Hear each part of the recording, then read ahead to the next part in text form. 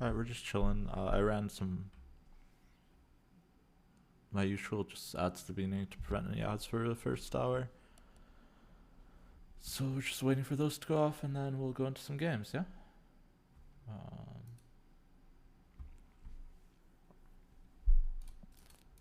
think we're gonna start with this deck. This one. Yeah, we'll see. I want to squeeze in Chavez. Might be Chavez over She-Hulk. But I want to test first and see. Because it's kind of close on where Chavez goes exactly. Because it could be Chavez over Odin. I like the Onslaught too much to replace it. It's one of these two slots. The question is just how often is She-Hulk useful, I think. Right, outside of just the wave stuff. I think, like, how often the wave stuff and how often in, Yo, thank you for the resubscription, Reigns. 2 months. Appreciate it. yeah, starting with some Thanos, yeah. Starting with some Thanos so I can figure out where to put the Chavez. The Chavez has to be in here. I mean, obviously Kitty goes in here too. But like I said, I don't think Kitty... I think the earliest Kitty will be re-enabled is in 2 weeks. And probably it will be 2 months. So. Yeah, welcome.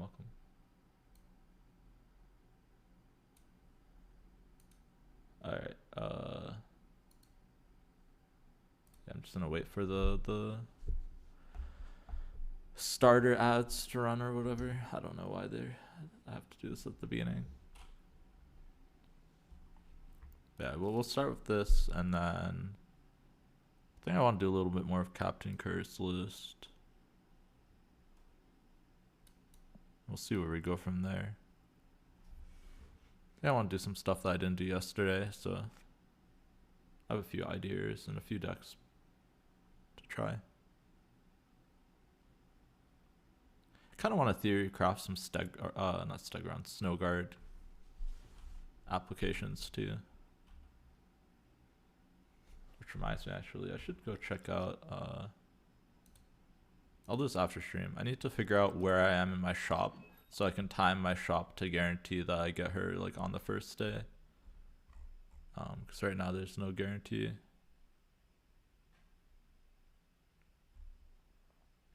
Oh, I still need to buy this. I'll do it later. Alright, I think I should be good to go. It's like a couple seconds left. By the time I'm in game, it should be done.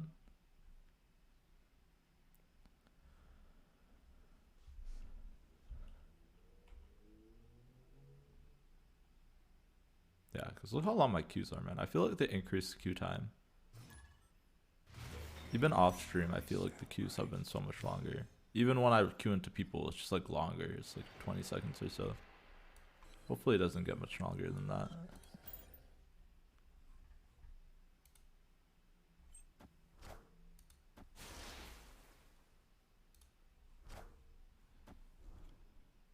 Mindstone, best top deck.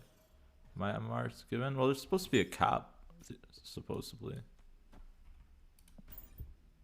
The cap is supposedly only 15 seconds, max. So I don't know if it's just like their servers have been slow or what.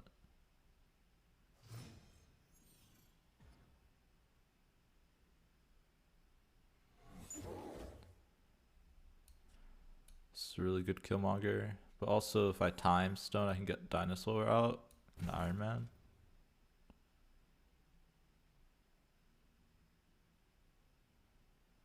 So we'll hold Killmonger another turn, just play out some stones. If Killmonger here, then we can do stones on 4, right? I think that's better, right? Because we get the 4 we need to activate Death. And then we can just use the stones for tempo, right? Yeah, and their hand is empty. So it should be good now.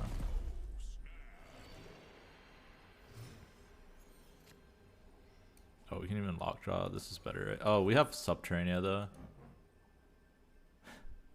Not better to lockjaw with Subterranea by any means. Just gonna spread these out for power. We'll play either Dino or Iron Man. Iron Man on Monster Isle is really nice. Oh, we got Sean too. Okay, we got lots of different options here. We have 3-cost death. We'll have 6 mana here.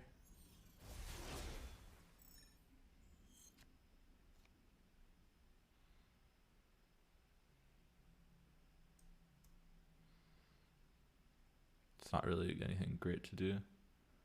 I'm supposed to reality subtrain it, get rid of the... Wait, I just realized something.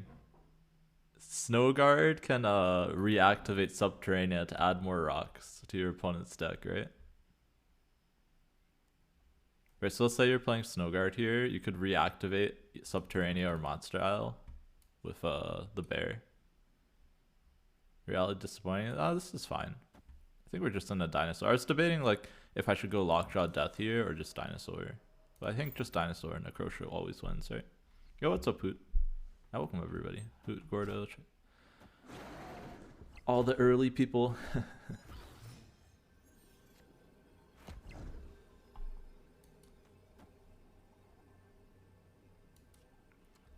I'm a big fan of getting ahead in every location. Generally. I think we're gonna do this.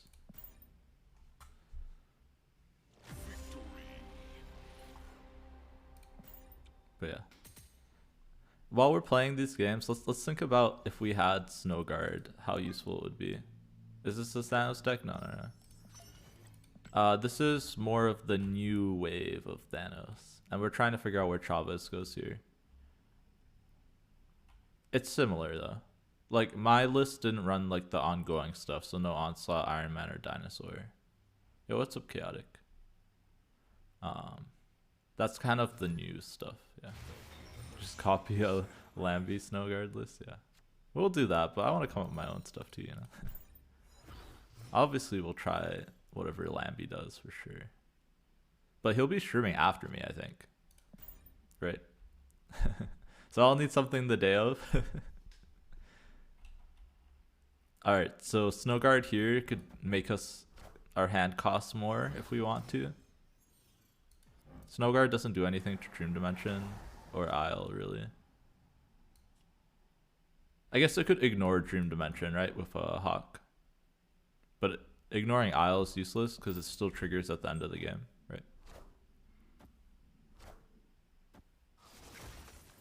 Man, I don't... Yo, what's up, Les? Welcome, welcome, welcome. We're just waving early. Playing an Onslaught. Oh. Oh man, that goose is so well placed. Well, I guess we'll just wave into death over here. You hit 95 early at 4 a.m. Yo, that's some real grinding there, Les.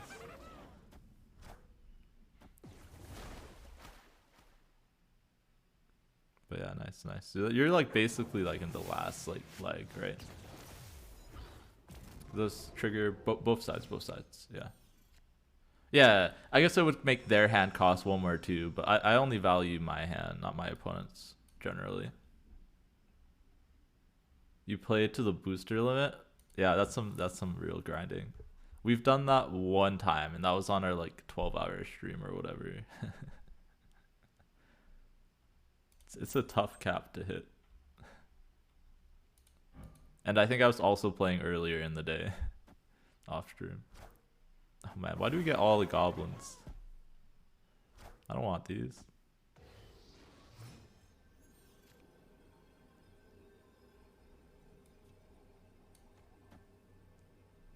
Just lose to Chavez here.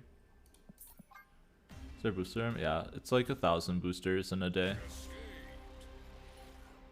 Snowguard hits 1 lane here. No, Hawk hits all lanes, right? So if I Hawked on 4, then it would ignore Dream Dimension and Isle. But like Isle is only for 1 turn, right? So that one doesn't really matter. So bear only affects one lane, but the hawk affects all lanes. So right, hawk is ignore all locations for a turn. Man, I really want to upgrade this, but then I won't have enough to split my... I won't have enough to split my Cosmo, which I want to do later. So, hey, what's up, Shells? Yeah, it's 1,000 boosters per day. Very few people hit it. Like ever. And if you do, that's a good sign that maybe you should take a break.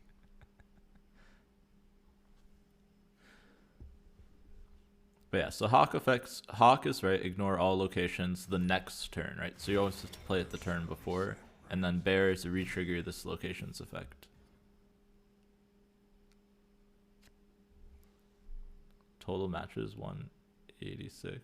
Oh, that's actually less than I would think it would be.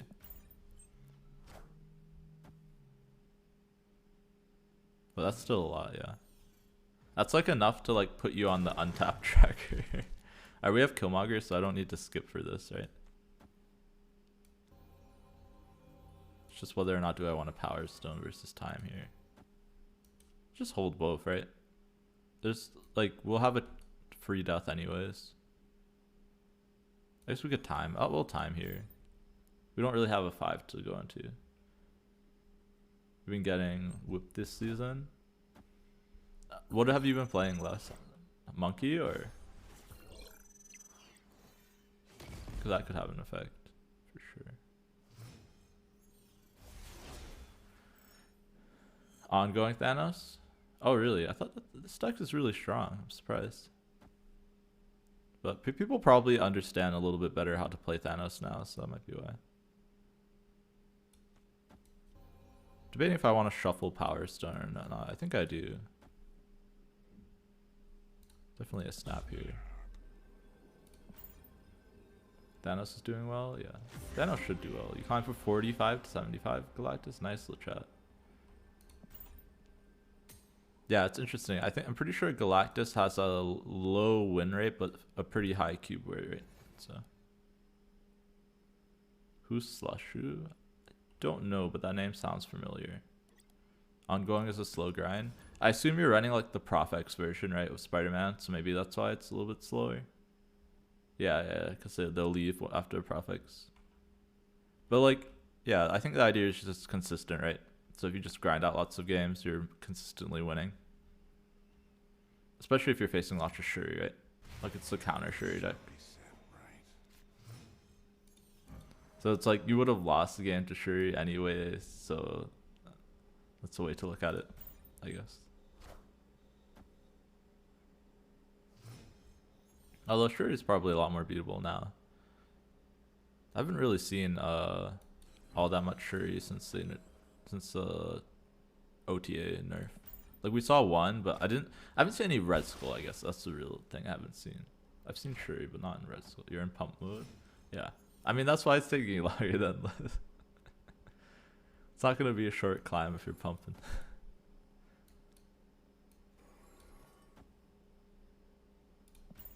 But that's not a bad thing, right? There's no reason really to hit it super early. As of right now. It's not really an advantage other than like you can just pump more in Infinite. You've seen more Sandman than Shuri. That's interesting. Yeah, people might just be bored of Shuri. Do I think I need to put more into Kiln or not? Do we have Doctor Doom? It's just too much value to put this onto Onslaughts, right? Okay, they didn't even plan to kill him.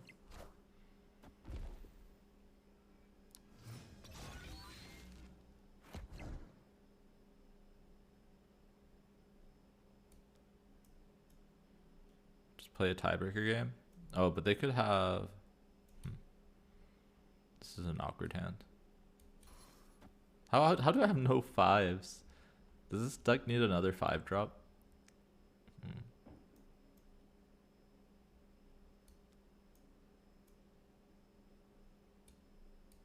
Tempo Sean.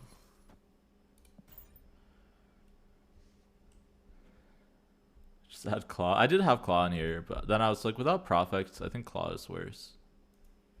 But maybe. I want to put Travis in. I'm debating Travis over Odin or She-Hulk. Maybe it's over Odin. Definitely Leech, yeah. I thought about the Leech too.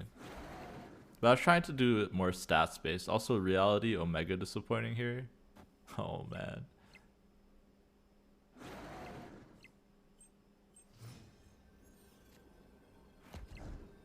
I mean, I guess they already played their dinosaur, so Thanos should win here.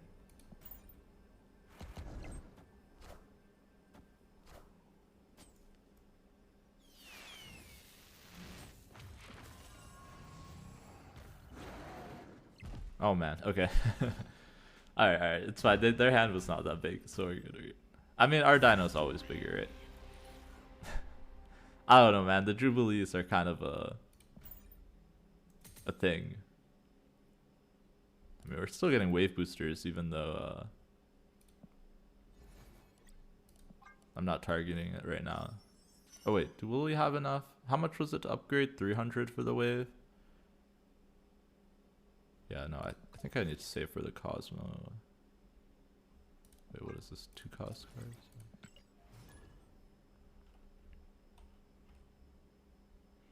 Yeah, I was looking at the list that did well in the tournament today. Right, sure he still won, but I was surprised how much Thanos there was. A little bit.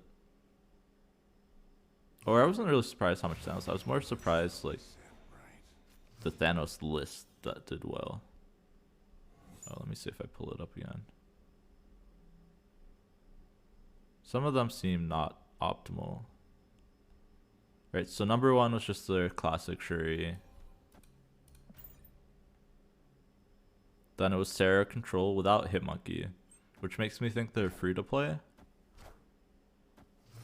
And then it was like Thanos in 3rd, Thanos in 4th, Thanos in 5th, Shuri in 6th, Thanos in 7th, and Thanos in 8th. And they were all some version of like the Death Wave Thanos, except for one person who ran the Lambie Valkyrie, like the anti-Shuri list. It was interesting. You feel about Shuri's losing popularity? Yeah, I definitely can see it losing popularity a lot in the tournament stuff, because it's a lot more obvious like the kind of stuff that you can do, right? Your output range. So now that it's beatable, right? Before the only weakness was that like you would have like a fairly low cube rate. But like now it's a little bit more now that it's beatable, the weakness of that it has in the battle mode games really shows up, right? Oh, I should have probably just Typhoid mid, because with Subterranean, right? Or waved. That's fine. Senior list? Not really. I mean, it's kind of a combination of me putting the Death Wave stuff and well, rewarded, and the ongoing stuff together. So like, it's a new list that I'm running. I don't know if anyone's tried doing this or not. So it depends on how you define new. But yeah, I've been thinking about that too, like putting Thanos in Death Wave. Or, sorry, not Thanos in Death Wave. Dino in Death Wave. Just because Dino is just too good. Feels like.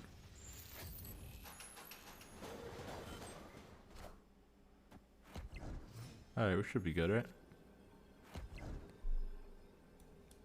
Just this.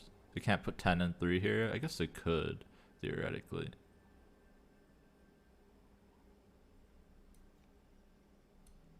This is just safest though, right? In case we got like a random like Claw or Blue Marvel. Because of Triskelion, right? Also, it's a Snow Guard here again. I guess you could get an extra drop from Grand Central. Or ignore Grand Central. And then you could get extra rocks from Subterranea for both players. Or ignore Wakanda for one turn. It's useful there, potentially. The thing is, ignoring Wakanda there would make my dinosaur vulnerable, right? So, don't think I would want that.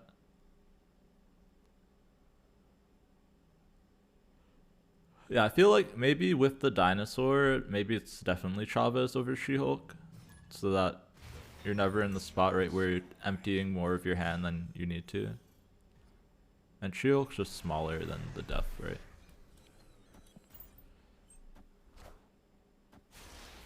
Could be something to think about. Wave. No.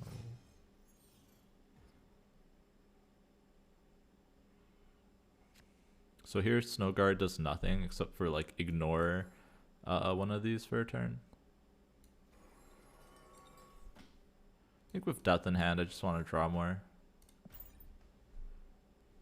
Just Killmonger stuff. Try and get like a free death basically. Because it looks like they're killing stuff too, right?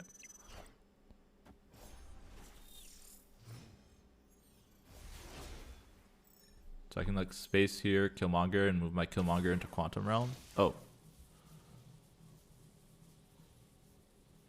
Well, we got a dinosaur and a log trap, but it's also Gamma Lab. Alright, let's Killmonger. This way they can't put any 1-drops in here. And then Space Stone, and we can move our Hulk into Quantum Realm, and that should lock it up, I think. Do I think Yondu makes it more likely opponents Galactus or Death Wave? I would say like in this meta, it's probably more likely that it's Galactus, because I don't think many people are playing Death Wave. But like if Death Wave becomes more popular, then it's the opposite, right? But yeah, I think Death Wave's not very popular. Difficult thing with Snow Guard alternates, yeah. Yep. That is why I said originally that it's like bad. But I've been a little bit more open over like the past couple days. Trying to see like, but like here it's useless, right? Other than one turn you could ignore stuff. Also, I've been a lot more open to it now that we know that it's a 1-drop. Like the Bear and Hawks are both 1-drops. Originally they were data mined to be like a 3 and a 5-drop or something, which is just super awkward. But yeah, here only the Hawk is useful, right? You can't trigger anything with the Bear.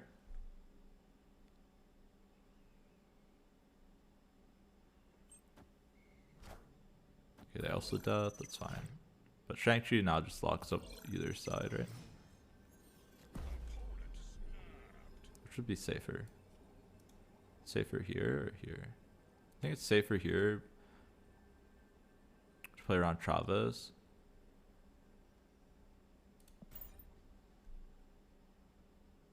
Right, if they just Chavez here and I get like a rock, it's kind of bad.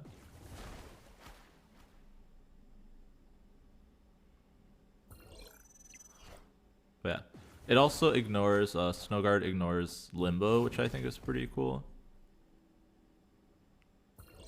I don't know, the fact that Hawk makes you ignore on the next turn, I think makes it significantly worse. It would be really awesome if it would be like, you ignore location effects this turn, like when it flips. Right, similar to the Bear. That's why I think the Bear is a lot stronger. Right, because otherwise your opponent gets to plan out what to do. And that makes it significantly worse. Play Spectrum? No. Spectrum's not good here. You have like 2 targets for it maybe if you get Iron Man and Dinosaur out. I guess 3 with Soulstone, but you're killing your Soulstone, right, with Killmonger. You only want Spectrum in like the low cost ongoing list, right, where you're running like Armor, Mr. Fantastic, right, that's a very different list. I would not run Spectrum here. Do I like this list more? That's what we're trying to figure out, to be honest. Yeah. Like classic Death Wave is very good.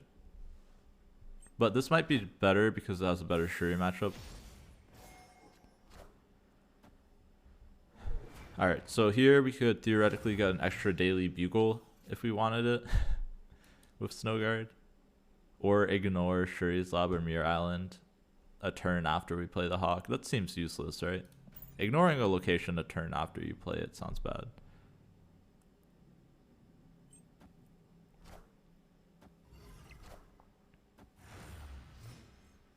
But yeah, the thing that's nice about Thanos is that there is a lot of flexibility with like what cards you can run and stuff. So that's why we're trying this out. Like, this is still fine, I think. Dangerous location depends, yeah, for sure. But like the thing you also have to realize, right, is she's a 1-cost card. So like a 1/2 is not a bad card if it's useful at least some of the time.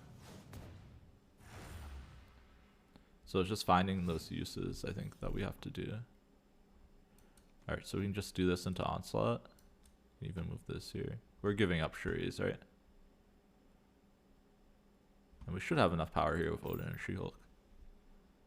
Kimara's a problem? No. Because her effects are battle cries, right?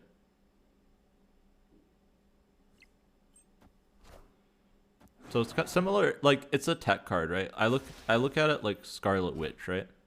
It has the same uses as Scarlet Witch. Oh man, they have an Iron Man? Oh, they have our Iron Man. Just have to hope that this is big enough here. Odin looks different. Yep. Oh man, this is probably not big enough. This brings us to 21. So we lose to like an...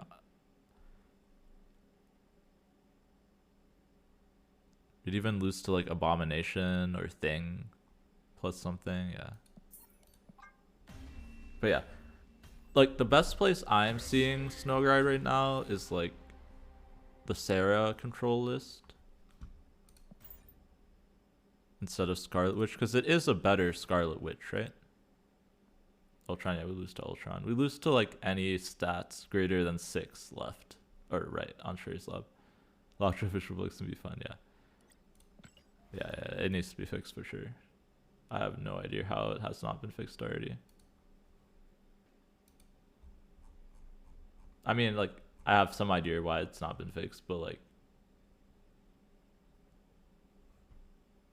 it should be a higher priority than I think they're giving it credit for.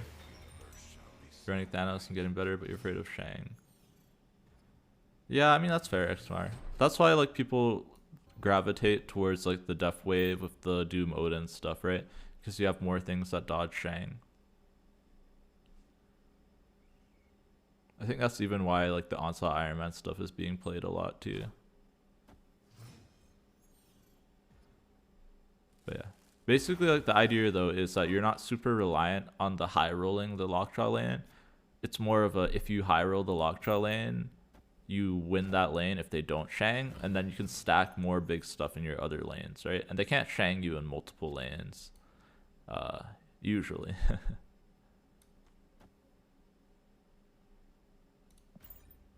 We're still liking Vision? Yeah, I don't know. I've never liked Vision in Thanos personally, outside of like the Shuri version.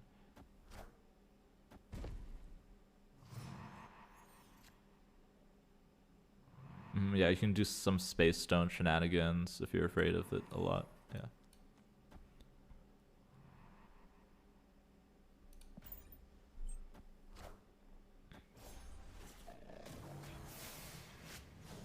Iron Man's pretty solid because we should be able to hit reasonable stuff. They wave us. It's actually a little bit annoying because I want to do like Stone plus something. Oh wait, we do have 6 mana. Okay. So we can Stone plus Death. Cool. Right, I need to get a little bit more power there to really lock it down.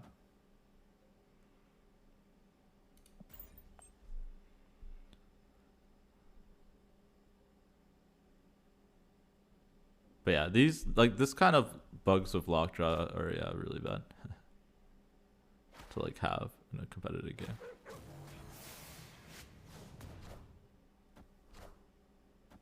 Oh, okay, so Doom wins some left, or sorry, right.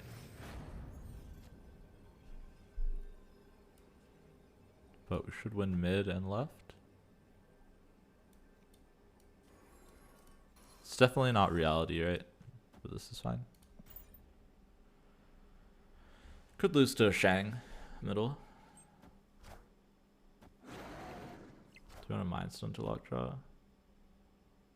I mean, it depends on your hand, Xmar.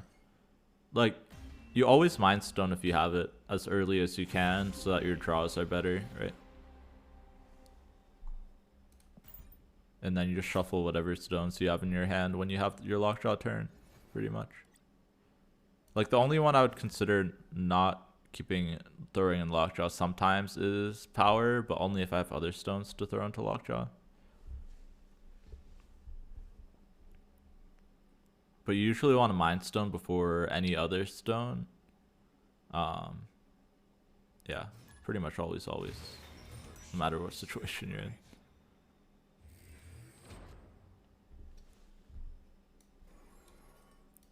Like, the only one I don't play on turn 1 is usually Time, when I have a 5 drops in my deck.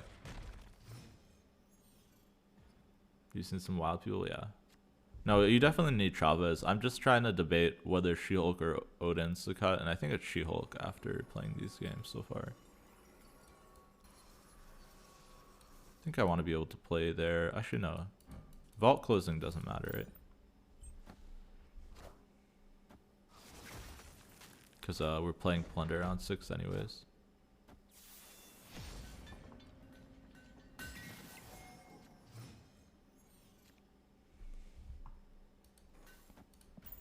Alright, we'll do this into Killmonger's Stone, most likely.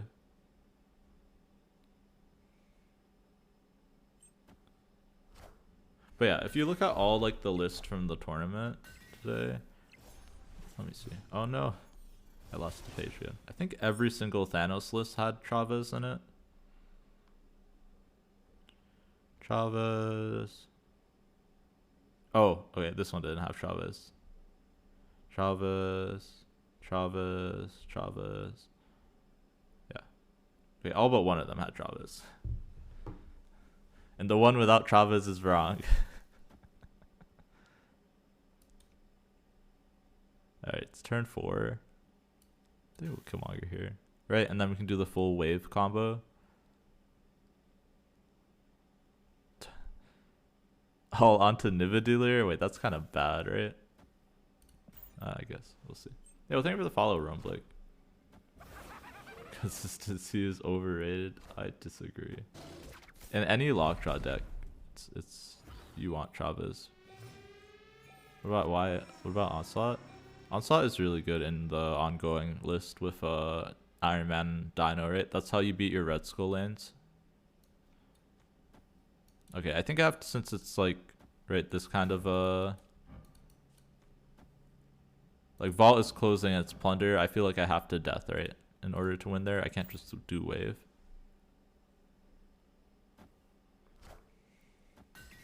I don't know, a lot of people have been having really good success with the Onslaught stuff, and I like it a lot too. Because even when it flips out of Lockjaw, it can't be shanged, right? So it's just been consistently good. Alright, this puts us ahead in every location, right?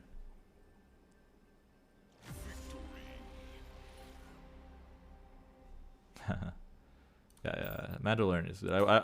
I missed this week's episode, and I just watched it this morning.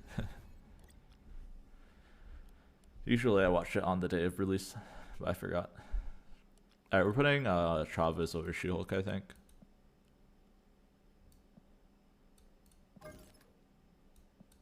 I like the Odin a little bit better right now.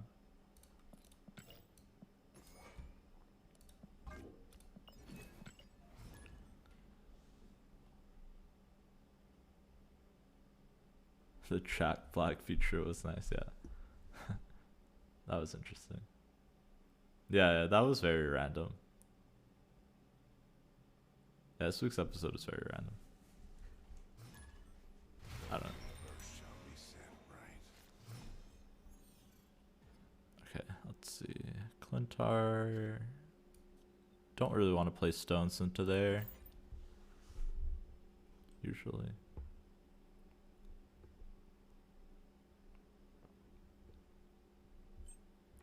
But Onslaught has been consistently good. Even outside of the Claw stuff. And maybe Claw still deserves to be in here without the Professor X. It's possible. But yeah.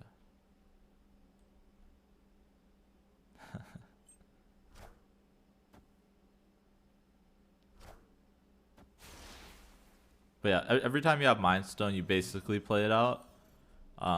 Especially before any other stones, right? Because you want to draw your stones before you draw other cards, right? Because if you draw other cards first, you could hit your stones.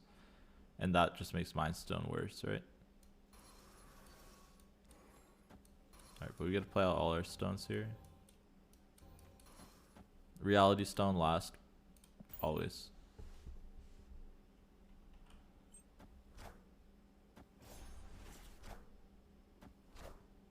Looking for a 5-drop here. So I can go like 5, 5, 6. Oh, well. That helps. That's pretty good. Yeah, so now we can go 6, 5, 6. Something like that. We could even re-wave if we feel like it. That was just 420, yep. But I think Doctor Doom is a little bit better here. Doctor Doom really doesn't have like a counterable downside to him, right?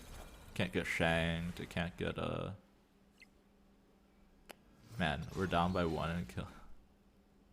Namor buff, come on, man.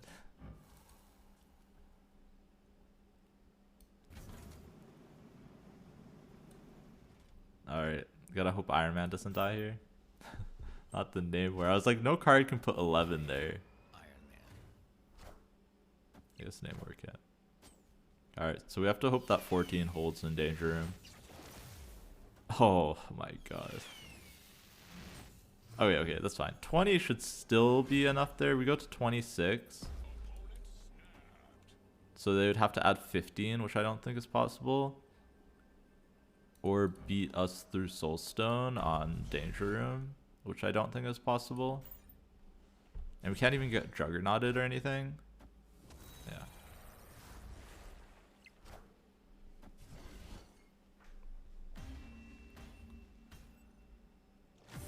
And they didn't have prio, right? They had prio, so we couldn't get shanked either. So there's no card in the game that beat us there.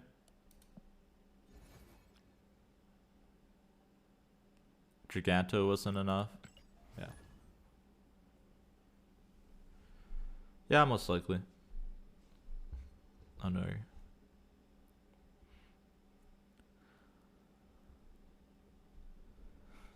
That's why I'm considering every card in the game rather than just the cards they have in their deck.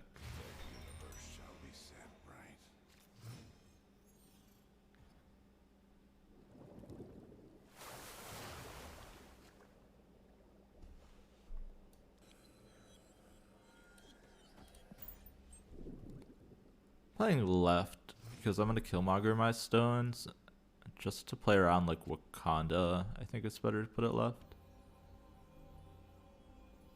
I think we're killing Power Stone too. But if we can save it in whatever the right location is, then it's fine. And we're holding time because I think we'll time out the Doom early. Right, with the Titan. That sounds pretty good to me. Just kind of makes me want to get Thanos. It's definitely not too high level. I'd say Thanos is one of the best purchases you can make in the game. There's lots of different decks you can build with Thanos. I think if it's version or the Wasp Thor version is better. Definitely this version.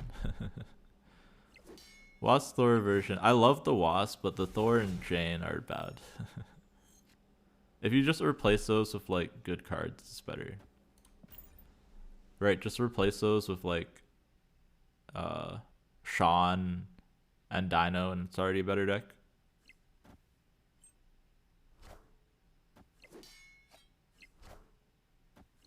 But here we're just gonna go Doctor Doom, Odin, into Iron Man or Dinosaur, and we should always win.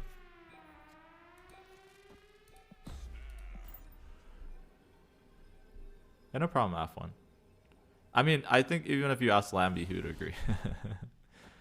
He's just playing the Thor stuff for boosters, like for fun, basically.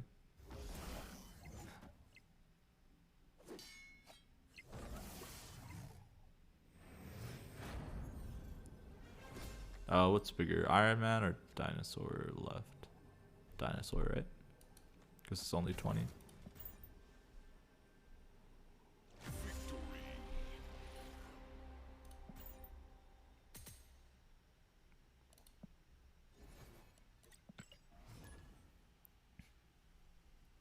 Like, you're not gonna do bad with the Thor lockjaw stuff, but like it's just not as good as the non-Thor decks.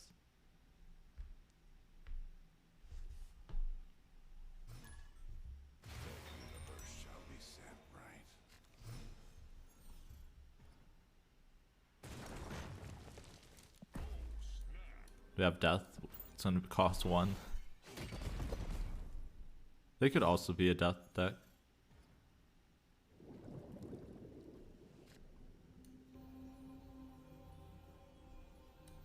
I'm gonna hold power here since we have the lockjaw and I don't have any other stones. How would I counter Galactus? I mean, yeah, this deck is kind of weak versus Galactus. So if I was playing this against Galactus, I would just be trying to make sure I don't have priority in their Galactus lane, right? So wherever they're leaving empty, I'm gonna try and ensure that their Galactus takes priority so I can Shang. That's probably the only way that you can beat it. You could also low-key just beat it by playing like Iron Man, Dino, Onslaught into the Galactus lane. I don't know how they beat that without their own Shang. Just Iron Man Onslaught is 28. So you could just play nothing to the board and then play Iron Man Onslaught into the Galactus lane and they never beat you. Right, if you play nothing onto the board, I don't know what they're gonna do. Right, the most they could like ever do is just like Destroyer. So there's a few different ways.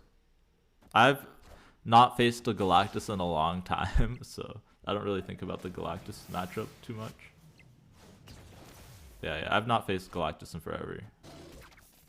But I play a decent amount of it. So like I think I know like the counters and that kind of stuff. So that's what I would do. Like that's what would beat me if I was playing Galactus. So is Onslaught performing well? Yeah. I like the Onslaught a lot. Have we played a real person in a long time? Yeah.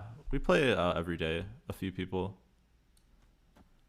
Nobody today yet on stream, but I was playing one guy off stream a few games. It really just depends on the time of the day. So like right now it's like right before the reset. Yeah, a few. Like so I mean it depends if you're counting the number of games or the number of people, because I played the same guy back to back a bunch of times. But it was just one guy. Yeah. They need to fix matchmaking obviously, but I'm not second dinner, so what am I gonna do about it? What's up the Arrow Odin combo you're running into? I don't know. Sounds like Sandman.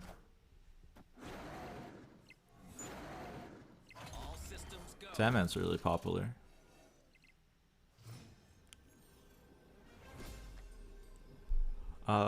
Just I mean it's just Def Chavez, I guess. I guess Doom is better, right? By 1 point.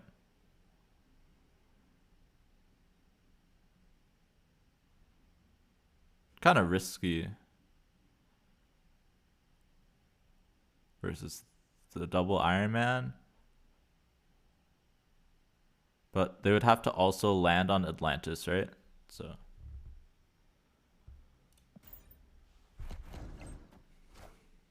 yeah, they need to get lucky here to win.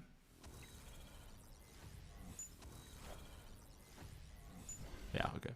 Right, so if that went mid, they would have won, but like 50-50, you usually stay, right?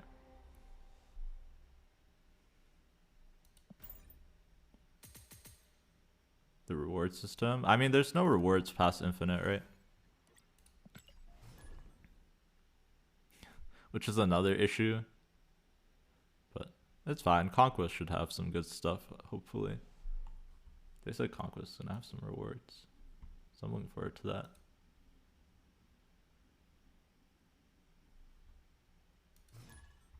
Dead. Yeah, no problem, Shudochin.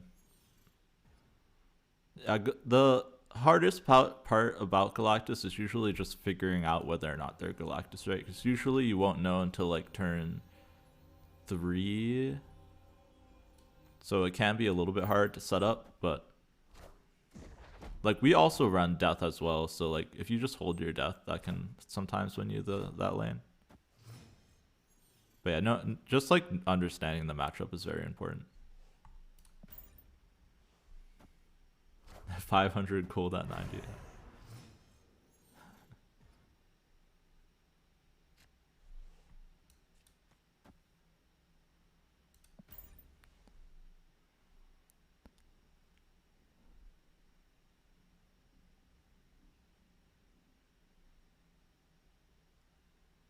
I don't want to move into the Craven, right?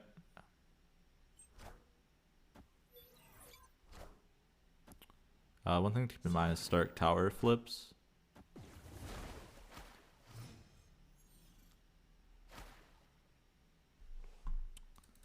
Bear would re-trigger Sakar, right?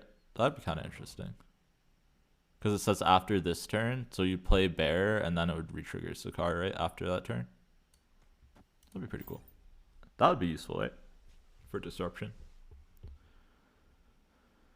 I mean, it depends on what your matchup is. Trying to climb with Electro Sandman, yeah. That can be a little slow.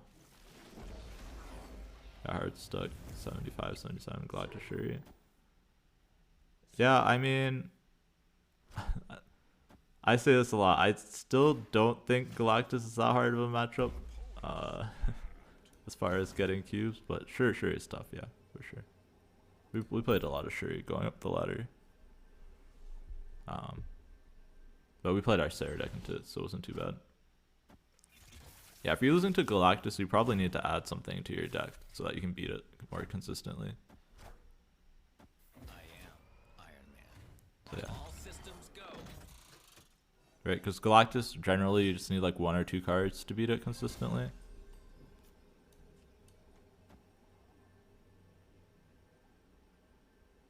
So like if you're playing Sarah, you should just stick like Juggernaut or Cosmo. If you're playing Sandman, just make sure you're running an arrow, that kind of stuff. And then most of the time you'll win.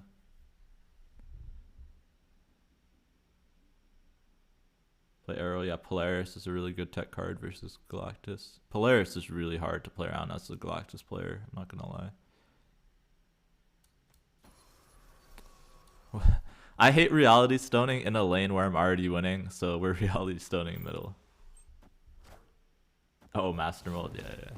Throw on a Cosmo. Cosmo would be good, right? Protects Sir Ronan and beats Galactus.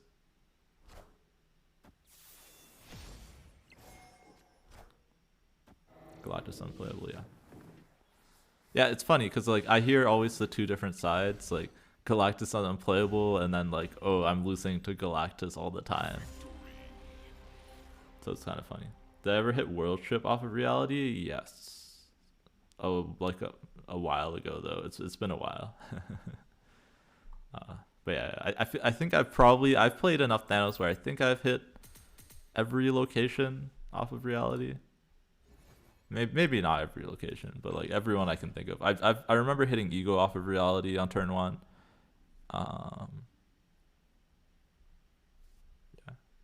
Yeah, we've done World Ship. I don't know if on stream or not, but a rock is enough to be Galactus, yeah.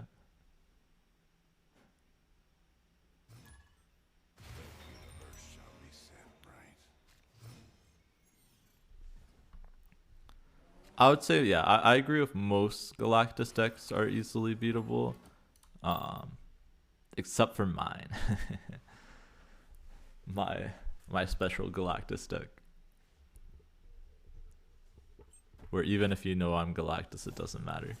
We'll win at least 25% of the time with Galactus, and then another 25 plus with Destroyer. Destroyer honestly wins me so many games in that deck. It's kind of wild. Let's see it. Yeah, I can play some of it later.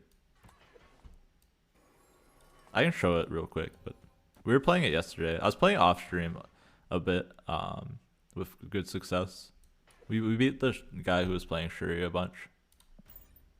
Or I think twice, and then we didn't see him again. With that deck at least.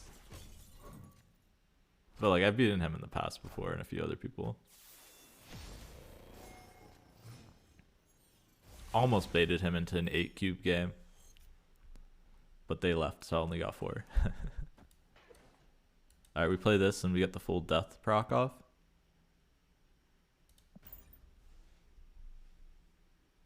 Yeah. I'm looking forward to playing Valkyrie Galactus once I get the Valkyrie.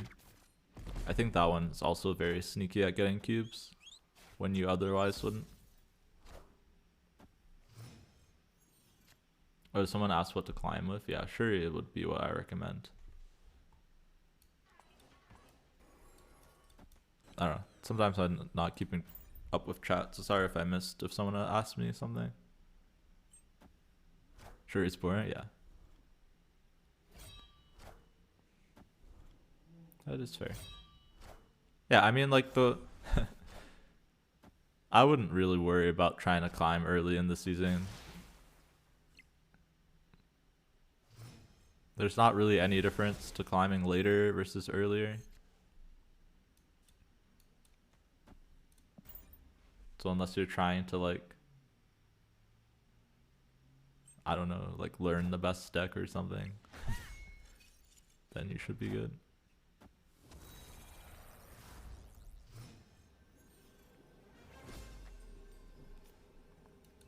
I literally, like, all I climbed with was just learning Hitmonkey, because I play like way too much, right? So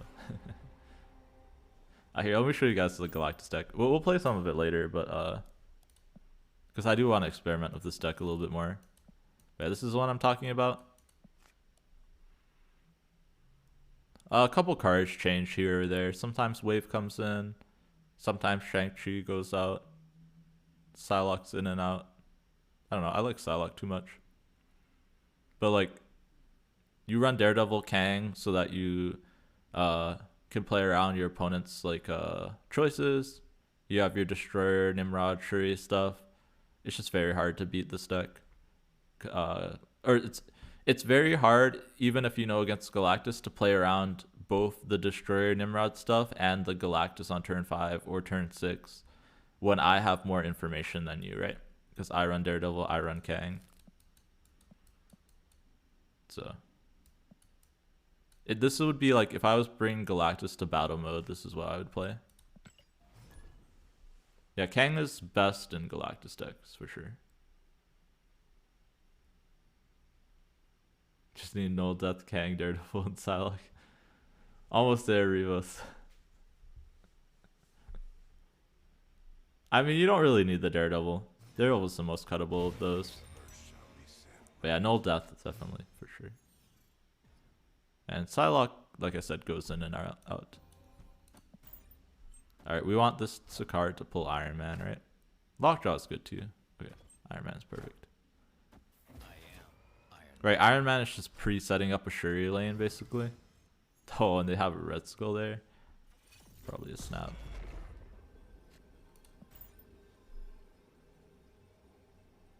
You were playing Sandman versus Shuri, and you went Wave, Arrow, Odin. So all their stuff was in one lane, and you won the other two. Yep. Sounds like a Sandman kind of game plan. Oh wait, they venomed the Red Skull. Okay. Sure. Alright, we'll just do some flipping here. Could also just Shang early, right? Earlier I Shang the better usually, versus a deck that, right, I have priority, so I should Shang here. Right, usually your kind of Red Skull decks run like Cosmo and Armor, right? Even though I don't think this deck does run that, it's just good practice to ensure that your counter cards go off, right? Because now I'm in like a really good winning position. Go Wave, Mind Stone, and then Death plus one other card, either Chavez or something we draw. Right, because we can hit stones off the wave. Let's do Mind Stone first to get better hits off of Lockjaw, right? Like, I was like, I want Wave back out, which is why I did the other order, but like, Mind Stone thins the deck by 2, so it's definitely better to Mind Stone first. Right now I can't draw Reality or Time Stone out of the Lockjaw. And we hit Soul Stone. Soul Stone's not that bad. But yeah, so now I can go like Onslaught Death, right? And that's really good.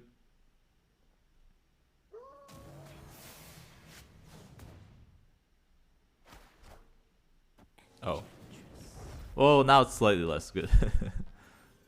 But they can only play one card, right? So I can just go Chavez Death. Unless I was afraid of Sean, then I could do this instead. But we'll do Chavez because it's more stats. But right. We just put ourselves ahead in every lane on the wave turn. And even if they have Doctor Doom, we'd beat that.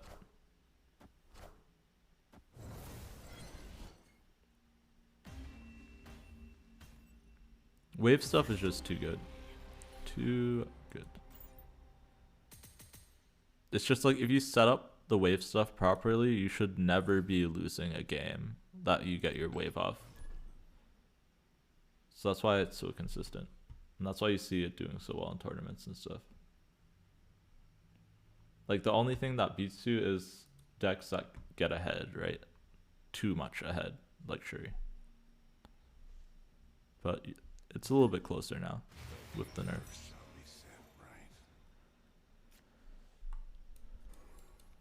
We'll hold time here. 1 turn. Maybe 2 turns.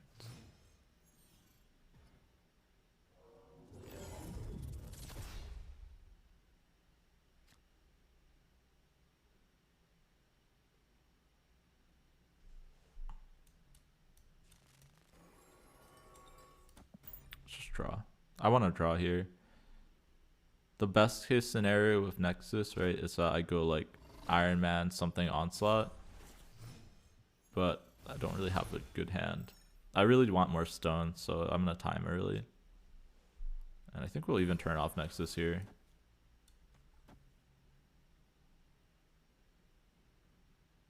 Because I don't have like the dinosaur even. And then we can do like wave stuff. Yo, what's up, Connor?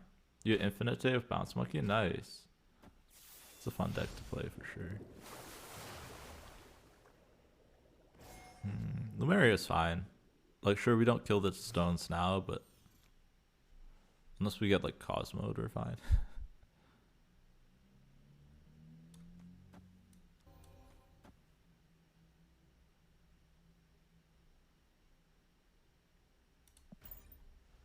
Alright, and then we can play the 2 stones that we draw with Mind Stone and the wave, right?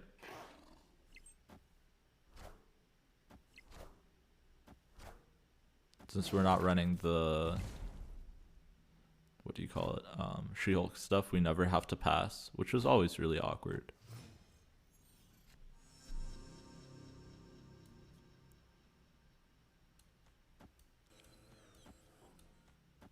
Can move Killmonger over to Sewer System, win 1 lane with like right, Throne Room, Death, or Dinosaur. Dino probably won't be big enough, so probably Death and Throne Room, and then like maybe Onslaught mid. And then just move Killmonger over. It's just kind of awkward with the Kraven, but yeah, so we're probably not moving Killmonger, but we have the option to move something over.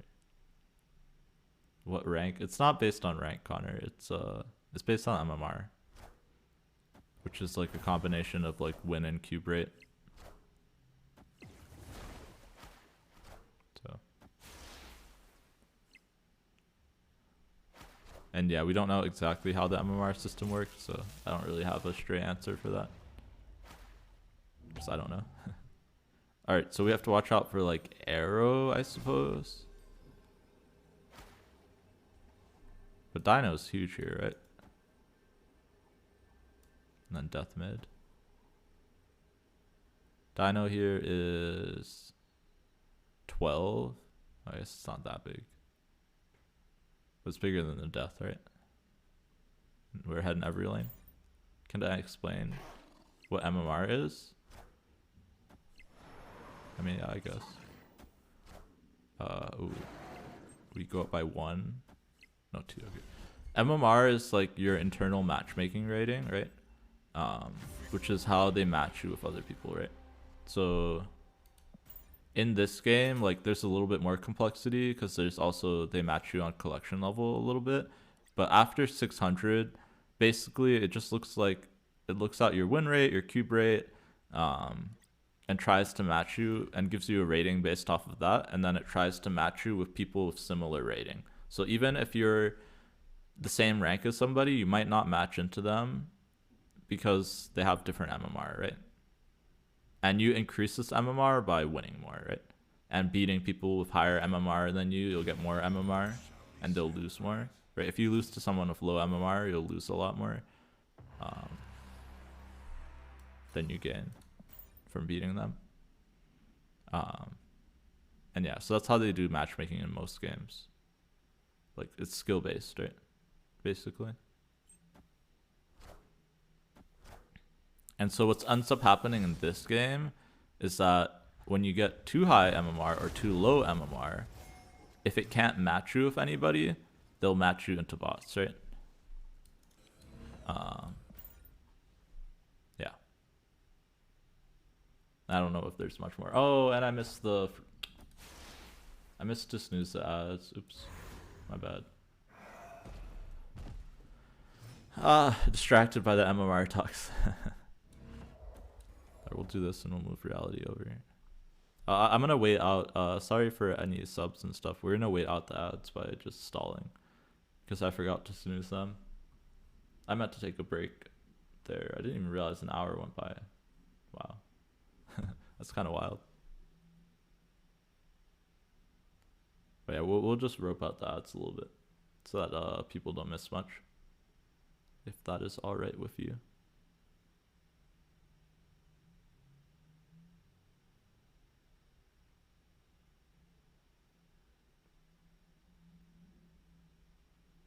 We're killing our space and time stone and death's domain so that we can make our death cheaper, right? Since we don't have Killmonger, we're not guaranteed to make our death cheaper. So I'm just like forcibly doing that. And then I was gonna time stone into like Iron Man or something, but they waived us, so now we don't need to do that.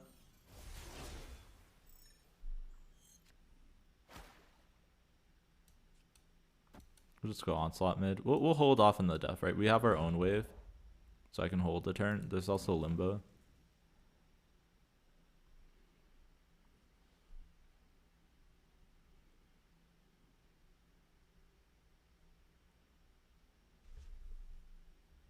Yeah, no problem, Connor.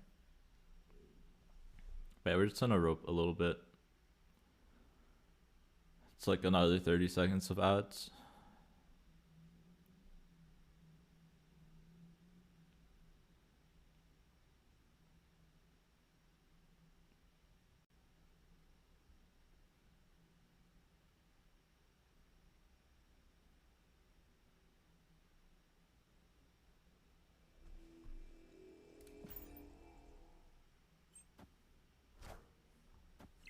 Oh, okay. That could be an issue. Because we don't have our own Doctor Doom. We do have active Thanos after we play these 2 stones. But Iron Man's just better, right?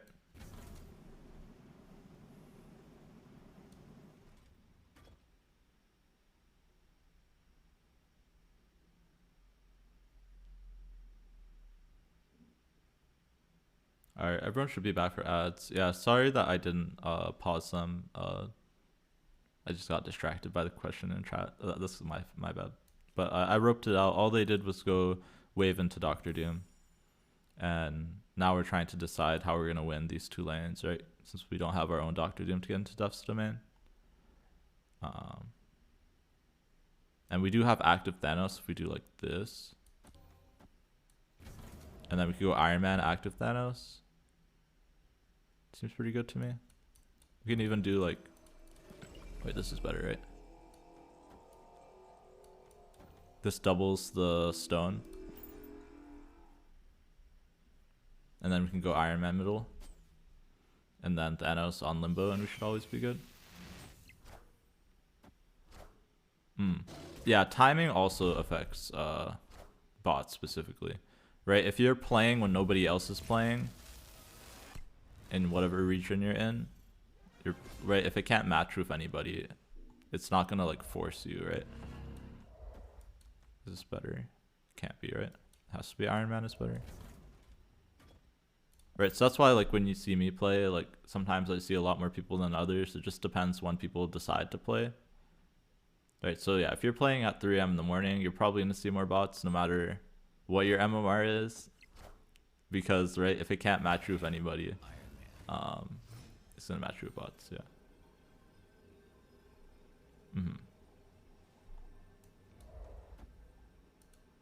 Yeah. But yeah, it always tries your best to match you with people. And you'll also notice, yeah, depending on where you're at too, if you go on like a win streak and stuff, you'll probably face harder opponents because how most systems works, I don't know if this is how second dinner system works. If you're like winning and winning and winning, it will try and match you with higher people to see if you can beat them. And if you can beat them, your MMR spikes higher. Like if you beat them consistently. And it's kind of a similar thing if you go on like a big losing streak. Ha, my Thanos is bigger. Take that, leader. Smallest brain leader. I should wake up at 4 AM to grind. The question is, are you going to be playing at your best at 4 AM? I don't know.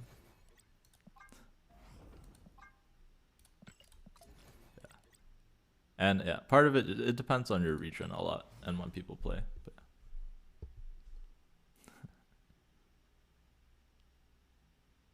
once they implement global matchmaking, you won't be able to do stuff like that, like play at off times, because people will be playing all the time, right? But yeah, technically right now, there's regional matchmaking, so...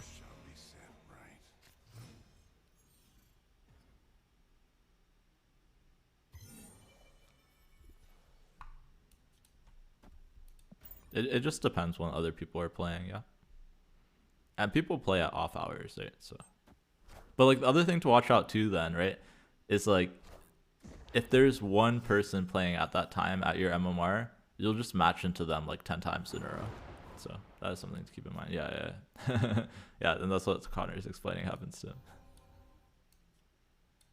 So that probably makes it harder to climb it, honestly. Like that's my main dislike with like the current system. It's not even, I mean, yeah, bots are a big issue, but like I don't want to face the same person over and over and over. That's not fun. Like if I wanted to do that, I'd play battle mode, yeah.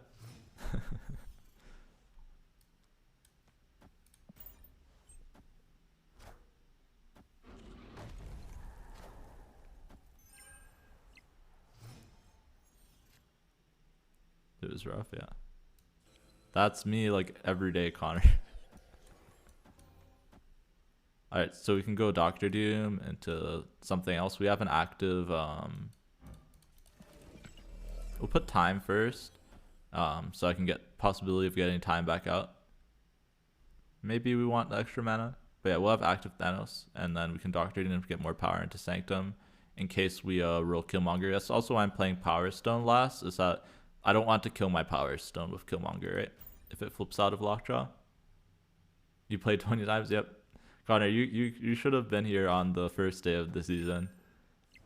And if you watch the new vid, you can kind of see it a little bit, but like we were playing exclusively people who were playing Shuri with with our Sarah deck. Although our Sarah deck was reasonable into Shuri, but it was a little bit boring after a while, not gonna lie. Yeah, we got the double time stone. That means we can play a rock right now into I don't really want to play into Lockjaw though, to be honest. So we're not going to. Right, if I play into Lockjaw, we could flip out Killmonger and kill all our stones, which I don't want to do here.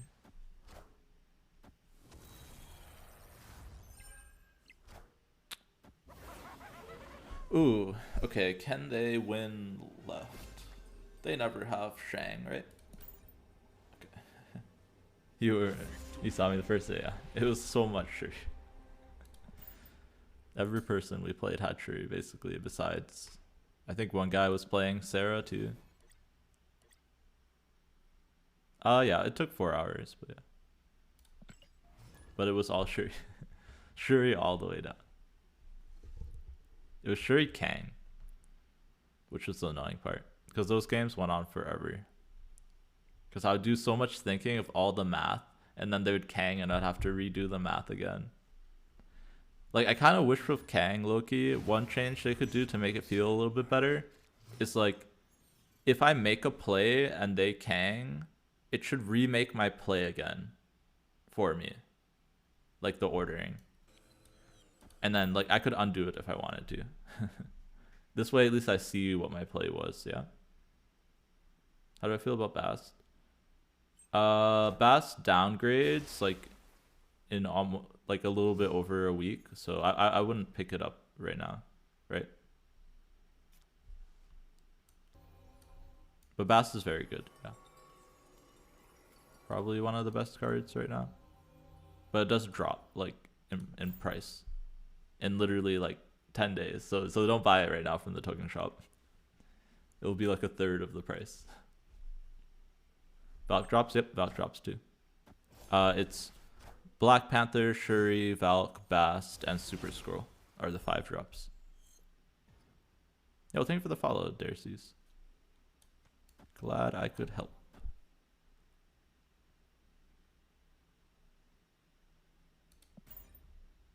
Or I should say those are the 5 drops to series 3. There's some cards that drop to series 4 as well.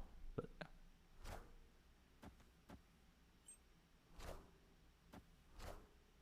yeah. That doesn't seem like the best location for a claw.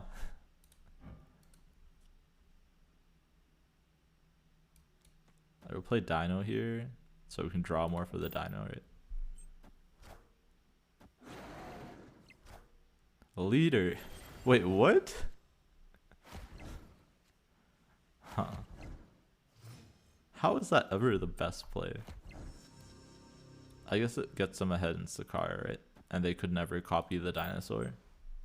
Nah, this is a bot for sure. There ain't no way a person's playing leader right. Yo, what's up, Raj? Really happy Good Friday, yeah. Yeah, it is Easter tomorrow. That is true. Alright, so we should always win Asgard. So we just need to win one other lane. Right, if we play 2 cards, we'll go to 17 here.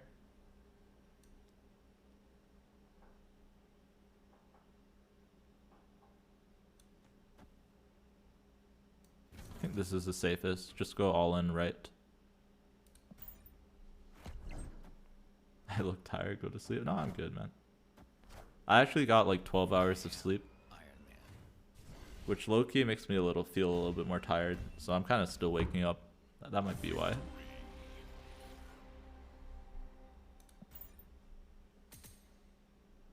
Like, I woke up like 2 o'clock, like, so like 5 hours ago. So I can't go back to sleep now. That would be really bad. Alright, we have the reset like now. So it's 1 minute. Okay, we're gonna go another game. But we should hit some more people. Yeah, we did a long stream yesterday. We're not having another long one today.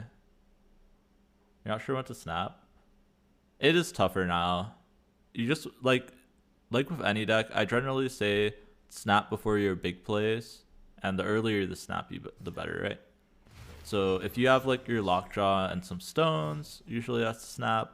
Having time stone into like a 5-drop or 6-drop, like depending on how your opponent is doing, right? So it's tough for me to say like a strict way to snap, because you have to figure out what position your opponent is in too, right?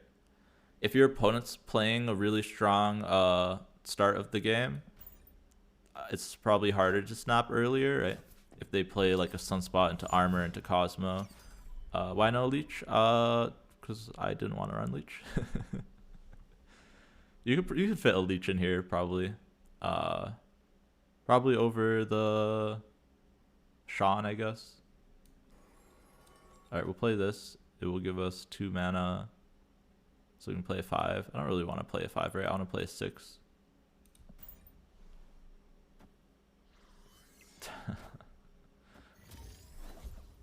That is an interesting copy pasta. You got Thanos, strongest non-Galactus deck? Well, you just play a Thanos deck. This is a really good Thanos deck. That's pretty cheap. Oh, they have Scarlet Witch. Okay, that's good to know.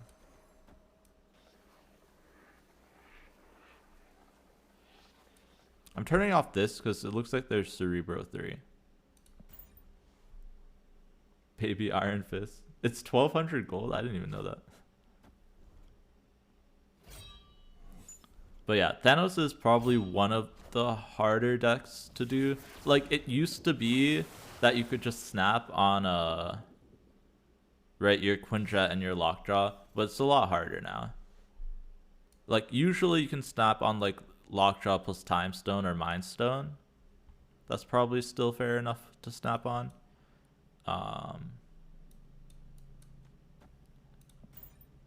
But yeah, you want to snap when you think you're in a stronger position than your opponent, right? Yeah, Baby Thanos for 700, worth it or not? I don't think it's worth it. That's one I skipped on. Bots don't retreat when they have priority. They'll retreat if... It depends. They'll usually retreat if they have...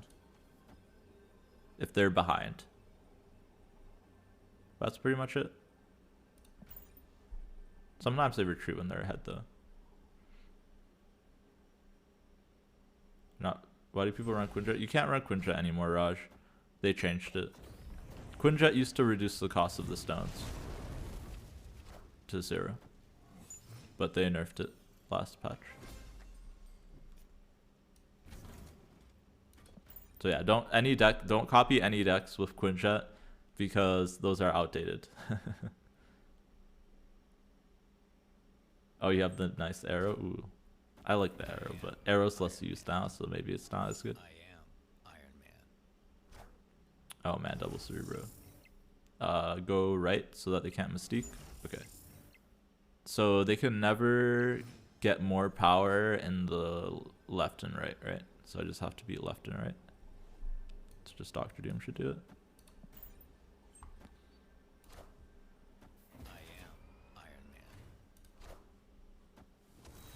You got 1200 golds, Baby Iron Fist, Iron Cat, Scarlet Witch, and Chibi Jessica. I'm surprised Chibi Jessica is 1200. I swear, they have like the most arbitrary like 1200 number that I've ever seen. Paramore is the best concert you've been to? Nice. I'm a little bit young, but I still enjoy the music. Alright, let's see what we got in the shop, yeah?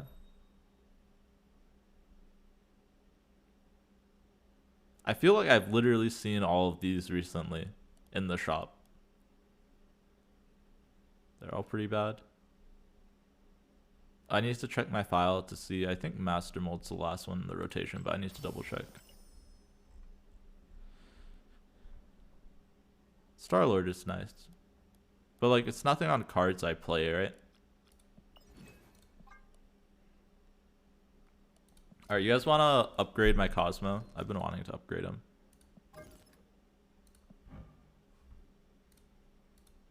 You saw them open for Fall Out Boy? Whoa, that sounds fun. I like Fall Out Boy too. And they made Fall Out Boy sound bad? Yeah. I could see that. Yeah, I'm doing predictions right now. I think this can only be gold or inked.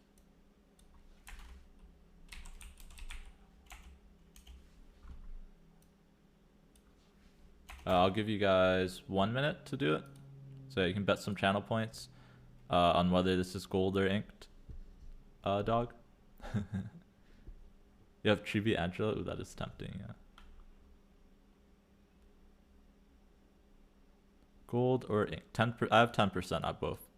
For reference, these are my Cosmos splits. So I already have an inked base skin. I kind of want to hit a gold because I do like the colors. But all in on doubt. Oof.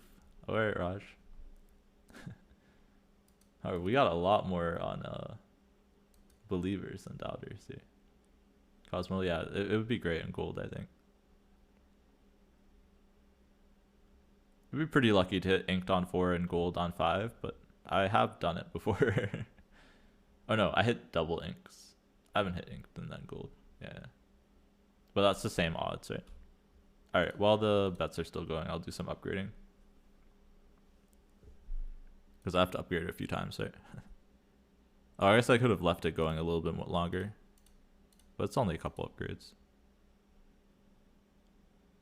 Never doubt with the doubter tag attached. Alright.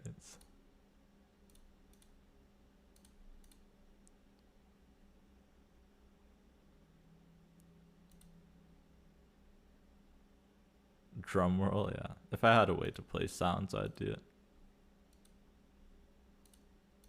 Alright. Believers, rise up. Prage. Oh, I can upgrade my wave. Okay, awesome. You usually win? Alright, Reigns. Be quiet so I can click it. Well, you lost, my friend. Oh, there's a hot location? Oh, I'm triggered. Believers, rise up. Back-to-back inks. Oh, it has green. That's fine. We'll keep it like this for now. I'll probably go for another one later after I do a few more cards. What? 400. Oh, that's not even that much. All right, let me pay out my prediction. Nice hack. Yeah. It's just funny because like usually there's more doubters, but like the one time there's more believers, the believers win. That's kind of funny. And the only doubters it looks like were Reigns and Raj. So yeah, we're gonna take their points real quick. I don't mind it. I like the Stardust. I don't really like that as green, but all right, that means we have to play this deck now, right? The Dino Hawk deck. So let's do the Dino Hawk deck.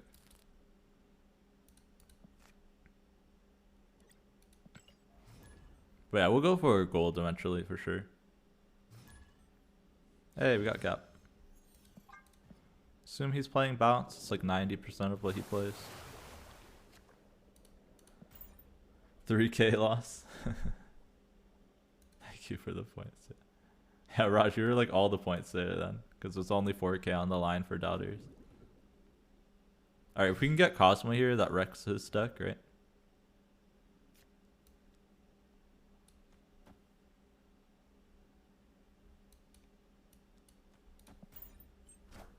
Yeah, okay, they are playing bounce. Widow's Bites are kind of annoying. But low-key, we can copy our hand now, which is nice.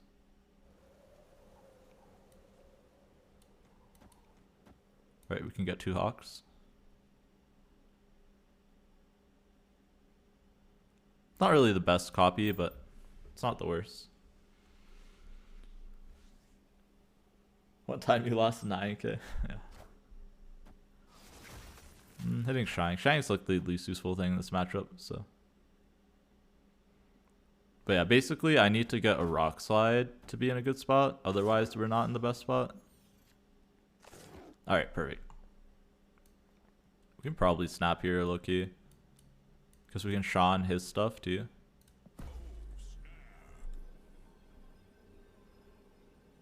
Kind of sucks that we copied the... Like, these cost more now, but it's fine.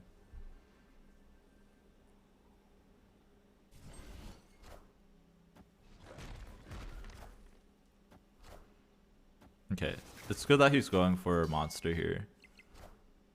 Because we can win that fairly easily. But yeah, our hand is full, so the Iceman's not very useful here, right?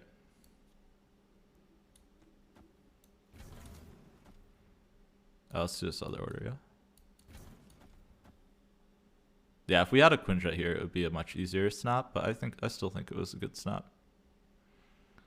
There's no really good reason to Cosmo, right? I really want to get the Hawks out, or the Sean, right?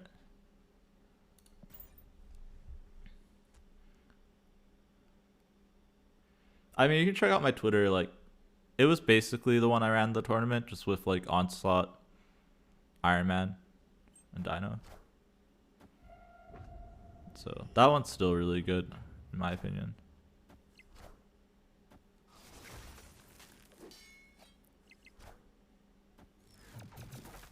Alright, so we just have to watch out for his Hawk, right? So the question is, where is he sticking his Hawk? We could lose here for sure if he has like Hawk plus some other stuff. So let's say, right, he's gonna try and Hawk and do something else. This is gonna be 10. Right, so he's always winning mid.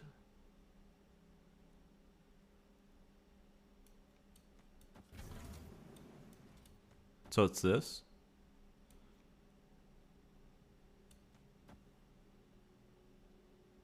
It might be a 50-50 of where he, like, if he puts power here or here, right? But I think he's winning monster here always. We'll play it out for 2 cubes. Oh, he retreats. All right. So then he didn't even have a Hawk, right?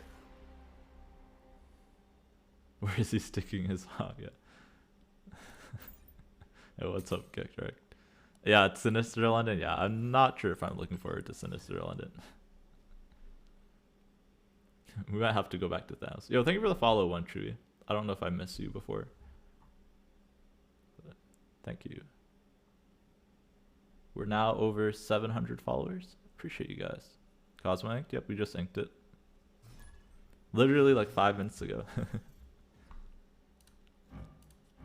I was hoping for a gold, but you know, we'll take the inked for now. Shuri on Sinister London, yeah. Yeah, this deck will be good with Sinister London stuff. Even just Cosmo and other people that are trying to do fun stuff on Sinister London, right? It's really good. What did I name Thanos? I think it's just called like Thanos Ladies or whatever. Thanos and the Ladies. And Funky Man. Yeah, that one. That's the one I recommend. Alright, so we can do Rock Slide, Dark Hawk into Rock Slide into Dinosaur. Seems good.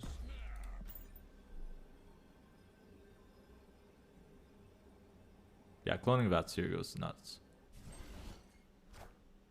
Oh. Oh, now it's worse.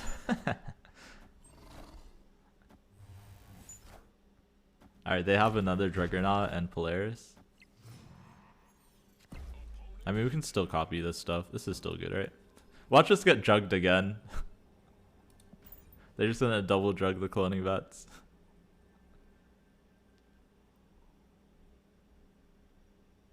But yeah, having access to Cosmo for Sinister London is really good too. Shuts down some of the stuff they can do on it. So we have to watch out. They have Shang in their deck, I'm pretty sure.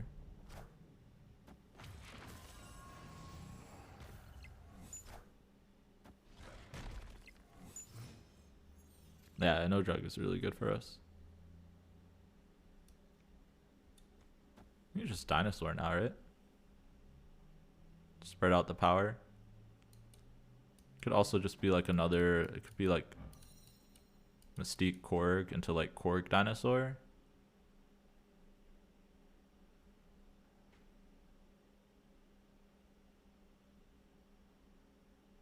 Could also be like another Mystique in here. So how Mystique works is when you copy it, it has the ability of the last thing. So it's basically just a Darkhawk, yeah? I think we'll take a second dino here. So you don't have to worry about order.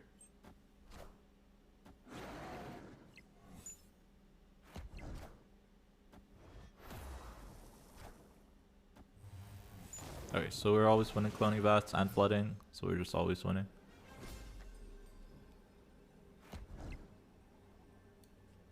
Just go dinosaur, Korg. Interaction is crazy. Yeah, no, that's how this works, that's how Absorbing Man works. For not even just cloning bats, that's how it works for that's how Rogue works.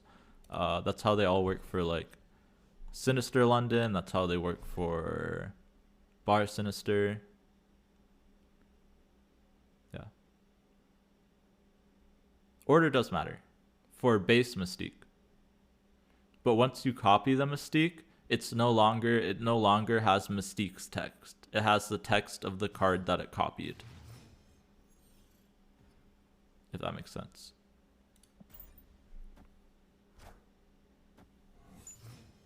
Okay, Cosmo here goes crazy. But not yet. I want to rock slide first, right? Oh man, I really want a Cosmo here, but we don't have priority anyways, right? So it's better that I get my rock slide off.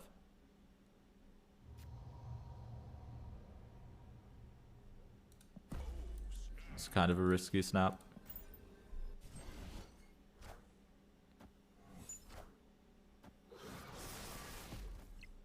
But yeah, right, if you read Mystique, on reveal, if the last text played has an ongoing, copy its text. And how this works is that when it copies that text, it overrides Mystique's text. So it no longer reads on reveal, it reads ongoing, whatever it was copied, right?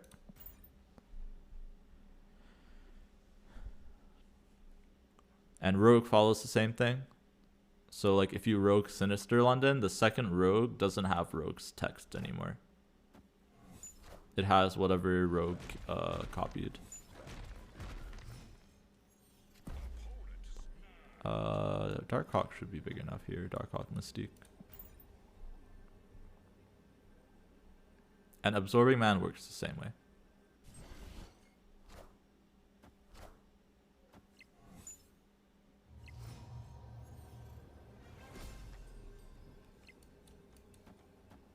Just playing Cosmo for 5 power, right?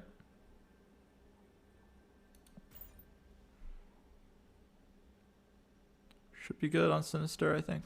It's like 16 power we're adding. Snap back. We already snapped. Right, that's why it's going to 8 cubes here. We snap like turn like 1 or 2.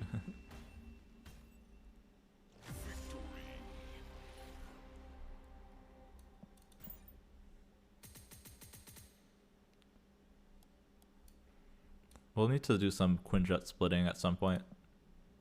We had a lot of Quinjet boosters, and now we have a good Quinjet skin. It's probably the next one I'll go after alongside the wave. It's a Quinjet.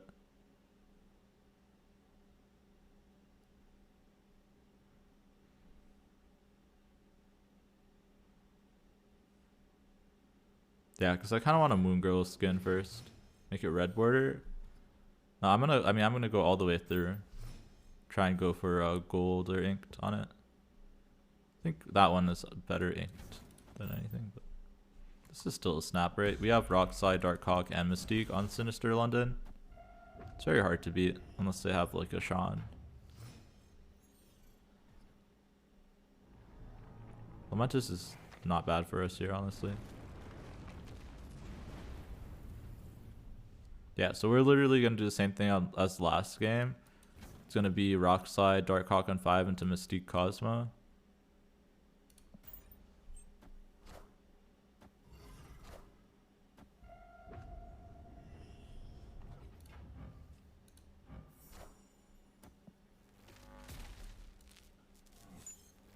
You're 100 tokens short of Darkhawk and you're planning to save tokens. Do you have enough time? I believe so. Right, you get 6,000 tokens a month.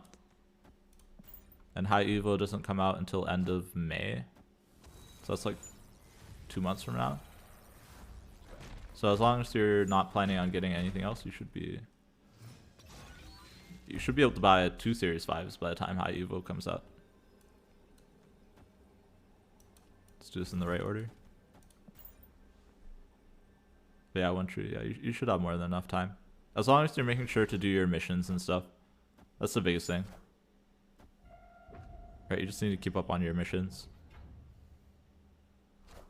But yeah, if you're free to play, you get 1,000 a month.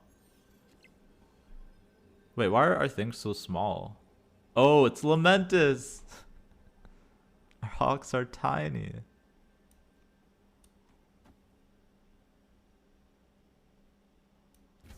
I mean, it's still 4. We still go to 7.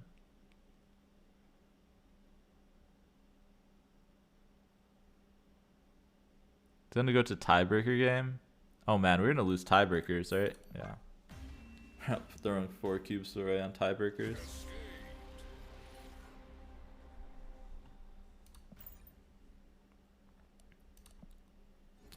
Yeah, I forgot about the Lamentus shrinking the decks. So I should have left when they snap back, right? After I said, because they snapped after the Lamentus, right?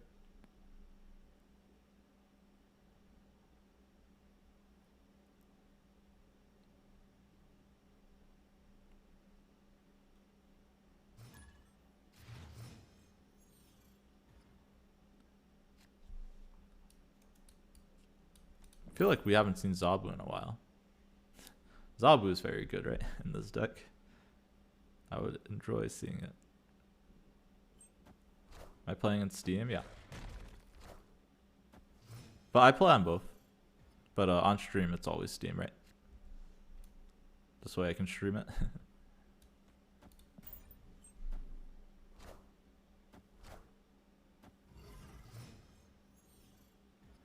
Okay, where are we tossing this Cosmo?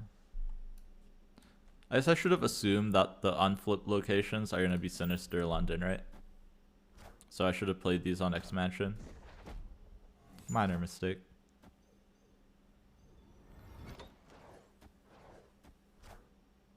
Ha, denied the Nick Fury. Oh, and I denied myself the Shuri. Oof.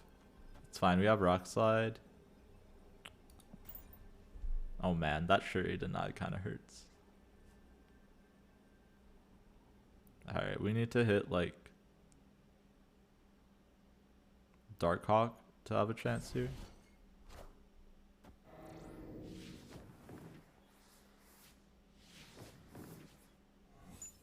Yeah, we need to hit like Darkhawk right off the top. Okay. We're still in it. We go Darkhawk and then Trava's middle, and we should be good. Darkhawk's massive here. It's going to be 16.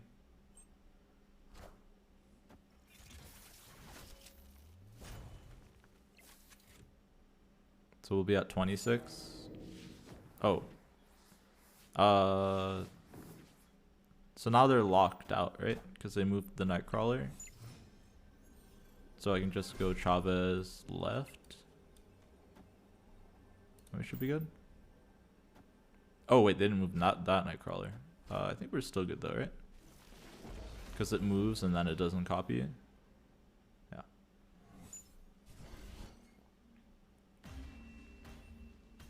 Darkhawk will move soon. If you consider 2 months as soon, then yes, Darkhawk moves soon. Darkhawk downgrades end of April. Or sorry, end of May. Yeah, it's end of May. So relatively soon. But like that, I don't know. I don't know if I'd consider it 6 to 8 weeks soon.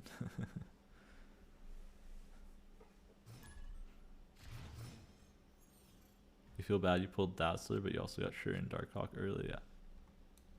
I would not be sad about that chaotic You're talking to the person who pulled Dazzler while she was in Series 5.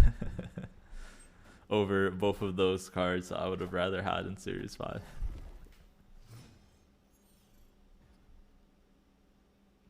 I mean, I guess I got to Dazzler early. I think I lost more cubes of Dazzler than I gained, but it was an experience. I got a lot of those starry eyes emojis, so it was worth it, right? On my early Dazzler. Alright, we can do this and then we just double Dinosaur and always win. Right, we don't have Rock, so our Darkhawk's gonna be pretty small, right? But our Dino's gonna be gigantic. Yeah, especially with double Jubilee.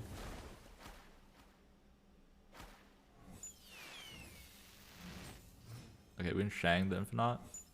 Oh my, double Sinister. That doesn't really change anything though, right? I guess we can go the smaller Dino and Sentinel, but we should do the other order, right? And then we can go like Dino Sean and like double Hawk or something. But basically I just want to keep my hand nice and full, right?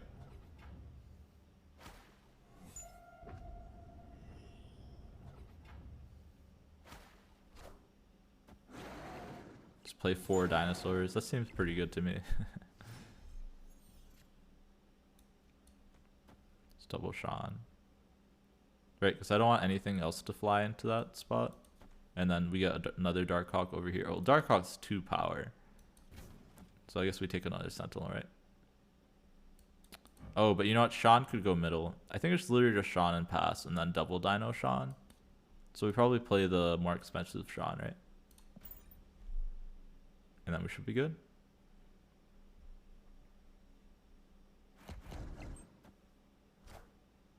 Leader. Double leader.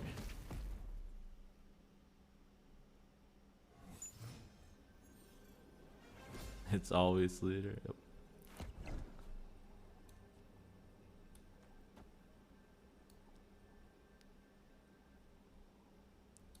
I think I value my hand being full over everything else, right? Over the Sean. So we'll play a Sentinel, right? Sentinel refills my hand.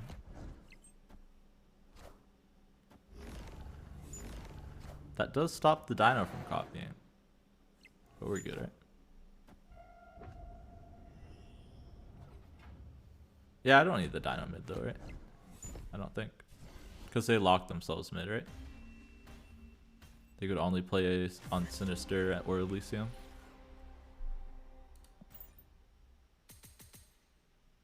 Unless I was worried about like Claw Onslaught or something funky.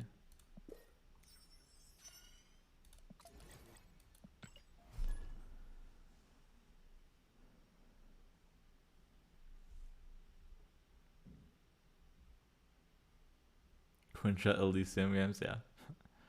I mean, those are like Quinjet Elysium Moon Girl is like always the snap with the Dinosaur Hawk decks. As long as you get the Hawker Dino.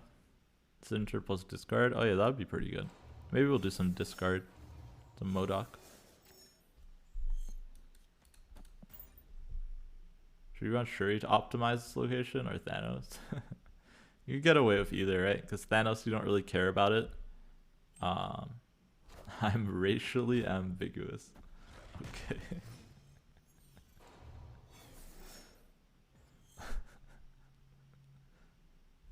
Don't tell you like the mystery. Alright. Because this could be Sinister London, I'm gonna play into Asteroid M for now. Asteroid M with Sinister London sounds weird. This would be an interesting game if this is really Sinister London. I don't know. Shuri might not be that good because you will also want to Cosmos Sinister London usually, right? So you might end up like blocking off your Shuris. But it depends. Also, I don't know if Shuri gets as much value as some other decks on Sinister. You've gotten Black Bolt and Moon Knight, yeah. That would be really good. Like low-key just generic discard might be better on like Sinister decks. Sinister London games. You just get so huge with your Apocalypse stuff. Alright, I mean we just play a regular Dino game, right? Can like Cosmo it. Oh, well, I guess we can't Cosmo it because Asteroid M. I'll just play a bunch of Sentinels, I guess. Guess we could Sentinel Quinjet into Asteroid M and then Cosmo the dinosaur if we were afraid of like Sean. I feel like in their discard deck we should be fine then. Alright, we always draw Chavez, right? Yep. Yeah, anything that like doubles your battle cries is really good with discard.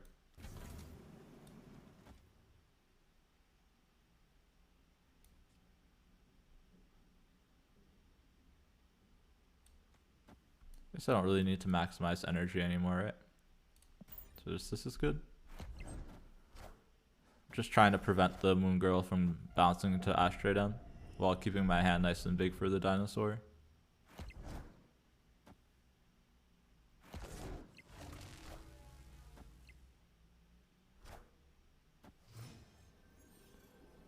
Yep, double Dracula, yeah. Yeah, we'll definitely try that in a little bit. I like playing the Modoc stuff. This only ties here. So we'll just play a good boy and a Sean. We empty our hand a little bit, but if they want to play anything big, we Sean it, right? And we're winning left.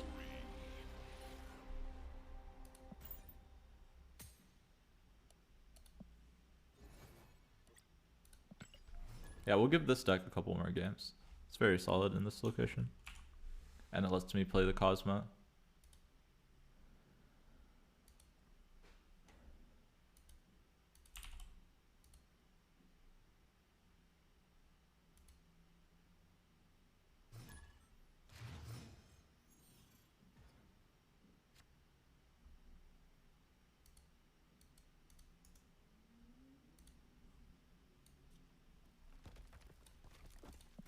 Korg mid seems good.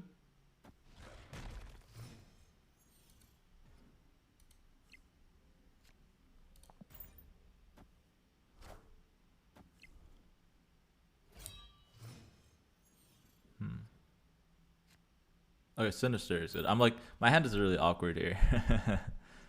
But we can do some nasty stuff with Sinister.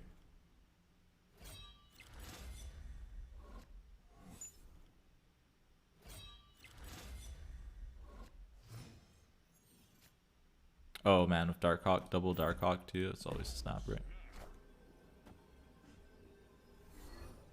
Although, their APOC's gonna be pretty big. Not gonna lie. It's gonna be 24. I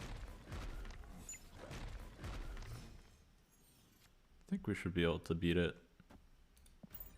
Or we go Darkhawk, Mystique, Cosmo. Okay, yeah, they didn't have more discards. Yeah, we're bigger, we're bigger. If they double Dracula, yeah, but they discarded Dracula, right? We should be good. Right, this is also 16. Mystique is literally just a 3-cost Darkhawk now, right? Because Darkhawk has no power.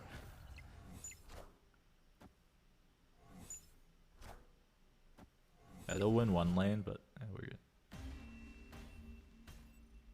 They spoke Darkhawk into existence, yeah. Well, I think they're playing the stature version, right? With Moon Knight and Black Bolt. Alright, let's do a little bit of the discard. This should be reasonable. Could probably do like Moon Knight stuff too if we wanted to. Let's try just this version out. This is a solid deck.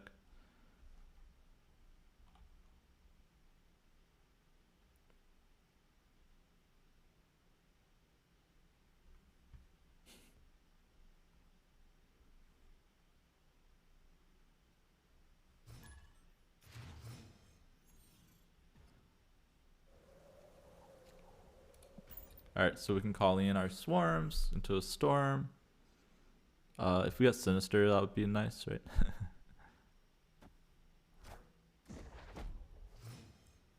Because then we can get a billion swarms. But even just 2 swarms is nice. Do I ever be turning up in the club? It's been a while. Chaotic. But yeah. Not since college.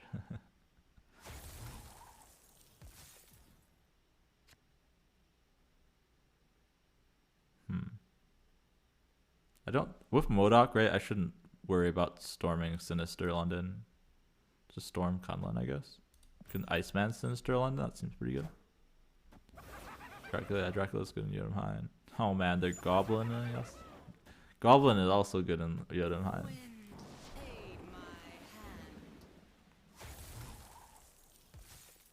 Wait, Sif is better than Sinister,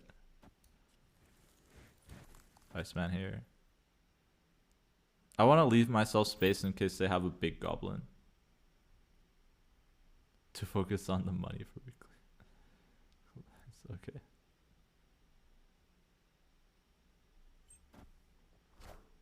Oh my god, they have Goose in there. Alright, we need Morbius now. Right, because Morbius can do it, maybe. But otherwise we like can't get into Sinister London. Weekly you go once a month. No way I would be able to go weekly. Oh, I can't even squeeze the Dracula anymore. I have no board space, right? So it's just this into APOC and hope that we can win Jotunheim. We're ahead in flooding, so maybe we can do it.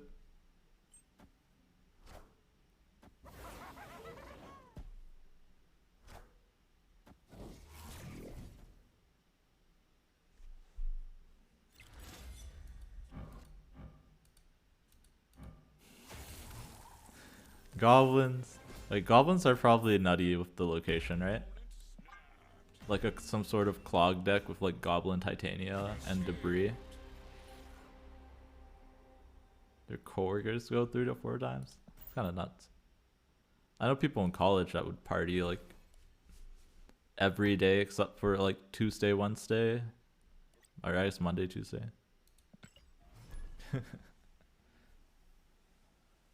That's, yeah. It's like Wednesday mixer, Thursday, like Thirsty Thursday, and then Friday, Saturday, Sunday are all party nights.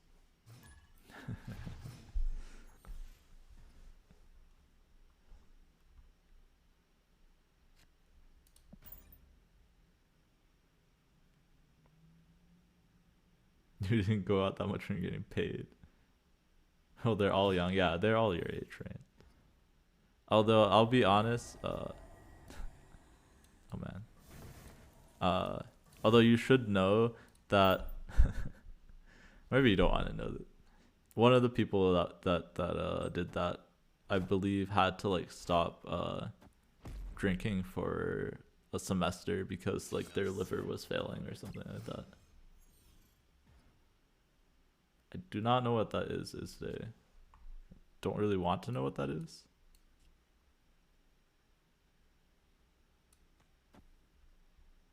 Yeah, it's dangerous stuff. Alright, we'll storm Asteroid M, right? All the stuff I want to put into Asteroid M is 3 or 4. Like anything I want to put into Storm. Oh well, I guess Sunspot is not, but just Modoc middle to Chavez.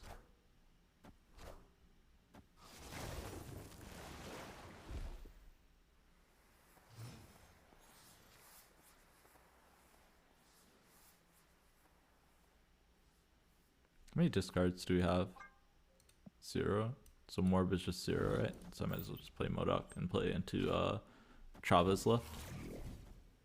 So Ukrainian, your organs are made for Agatha. I think that.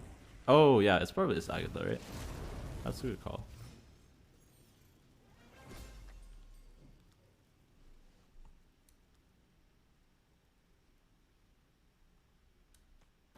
They haven't played into Vormir yet. It's probably safer just to do this. Oh, no, not Agatha. It's just negative with Domino? They can't get 10 into flooding ever, right?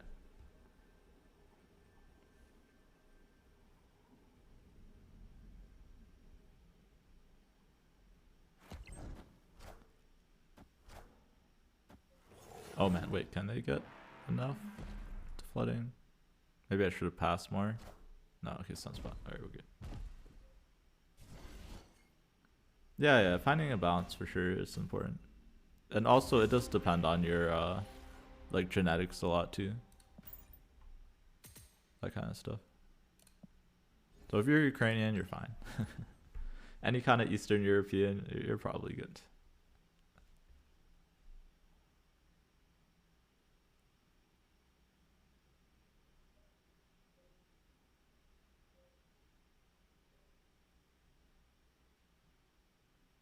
Playing basketball 2 to 3 hours a day.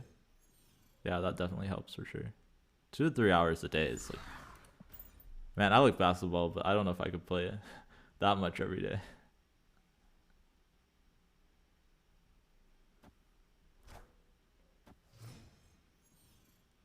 Nothing like Florida sun. Fair. Now it all makes sense. Florida makes sense. Man, I wanted to Colleen one of these two. But I think it's just Sunspot into Colleen then. Right, Swarmers seems like it would be nuts on TVA.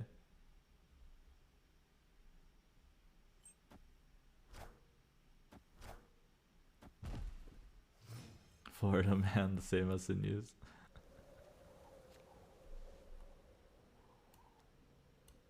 I really want to hit Swarm here, right? So we'll play off curve. I'll probably play Storm if I get it, but... Enough said, bub. Time's up.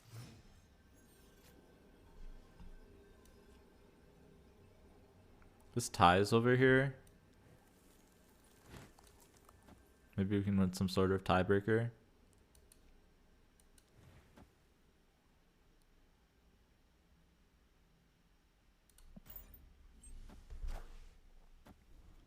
This wouldn't be tiebreakers.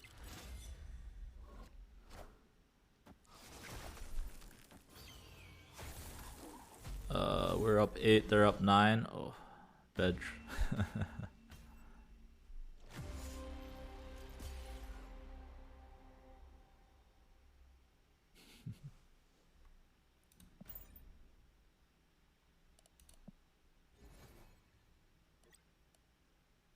Alright, let's keep playing some Modok, yeah.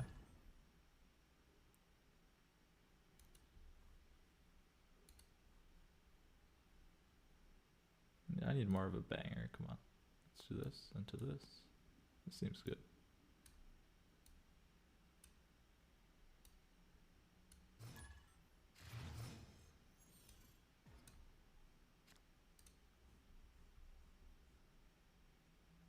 Soaking one, not playing Iceman, yeah.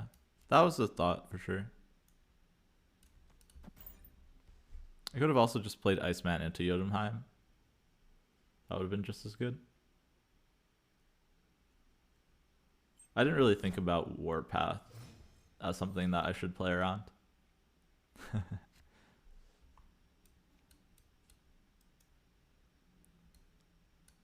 think we're gonna Storm over here. So I'll stack the Wolverine in there.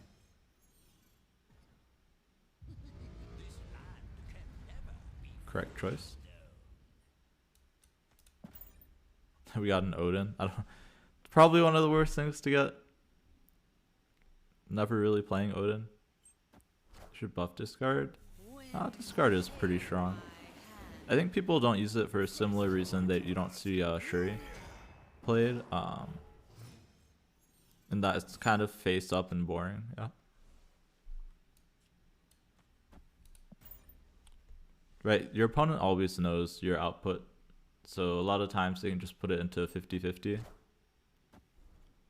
Or put you into 50-50. But it's a good deck, right? Like the stats say it's good.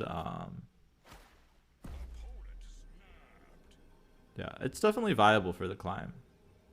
It's just that it plays face up, which is like never a good thing, right?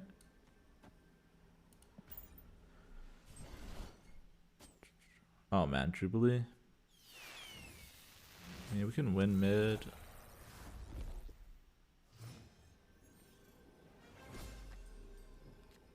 By passing. We have one discard. I guess we can do Morbius and then soak the rest on the Sunspot.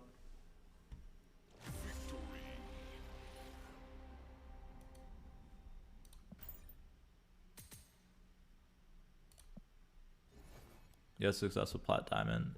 Yeah. You have more success when your opponent doesn't know how to retreat, yeah? But like once they learn how to retreat, you're never really getting that many cubes with discard. Right, because the issue of these kinds of face-up decks that don't have like a really high win rate is that your opponent leaves when they know they've lost. Right, so you don't get that many cubes when you win. And when they do stay, they stay when they know you can beat you. So you lose a lot of cubes when you do lose. So like a cube rate is like not good, right? Man, where's all our Sinister Londons, man? I was told this is good on Sinister London. You having success with Thanos? Yeah. Thanos is solid. Always, always.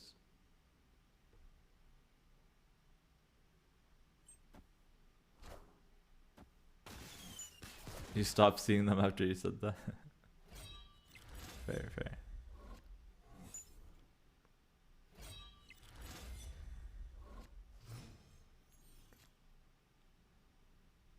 Man, we have no discards to put on Sinister London.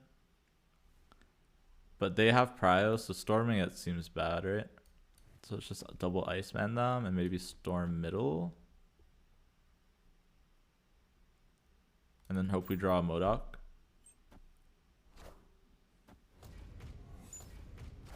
Could also have stormed DC. That might have been better. Since usually our Apocalypse is bigger than whatever they can play. Wind, aid my hand. You gotta snap the MODOK with this hand, right? Can get kind of bad if Wolverine jumps into Sinister London here. But otherwise, we're always good. Enough said, bub. Oh, man. No! Alright, I think we're still okay, though. I locked myself out of the game. You're kidding me, right? They never have enough to win, right? Yeah.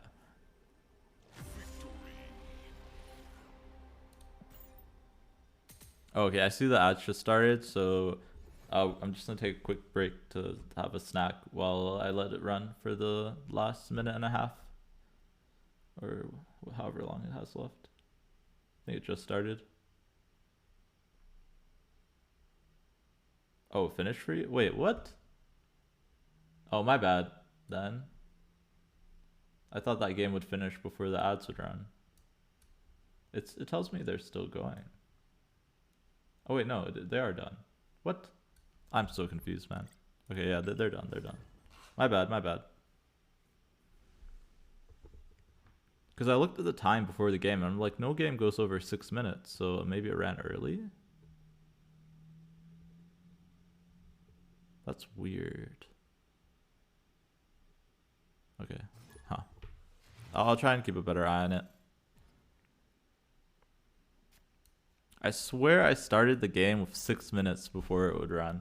And I was like, there's no way like the game's gonna go over 6 minutes. But it must have, I guess.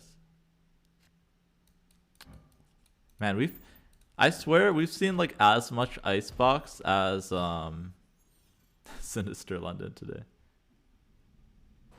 Waiting times? Yeah, I feel like the waiting times are just worse overall. I don't know what happened to cause that.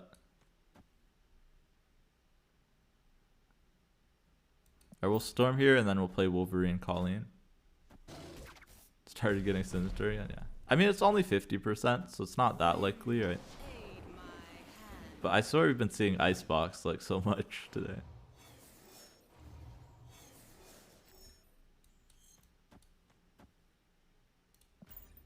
Okay, I'm just gonna hope Colleen's enough to win mid.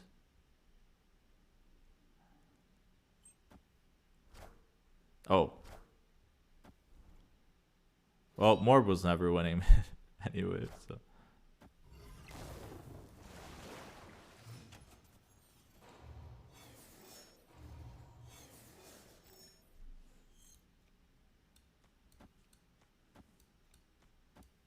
We're just gonna fill here for the Stark Tower buff, right? And then we can decide if we want Dracula to discard Apocalypse or Chavez, right? It's usually better if it does. Actually, it's always better in this case for Apocalypse, right? Because Chavez will be bigger if we play it, but Apocalypse is bigger on the Dracula, right?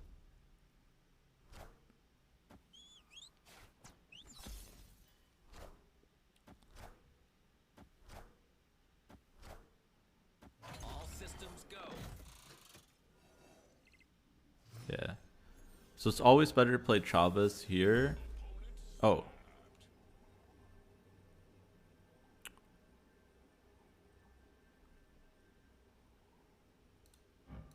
Yandu. That's what happened. I was like, where's the Chavez? Alright, do we think 6 is enough over here? I mean, we don't have a choice, right? This is the only play we have, but they have a Chavez, right? So we lose to their Chavez on Superflow. Yeah, if we had our own Chavez, we could have won, but we didn't.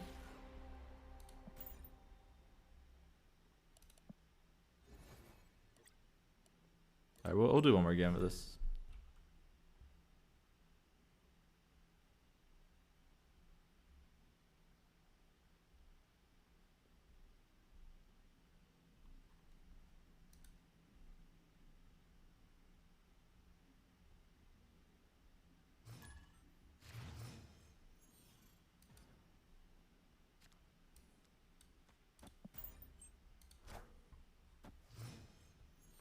Can go Morb Storm.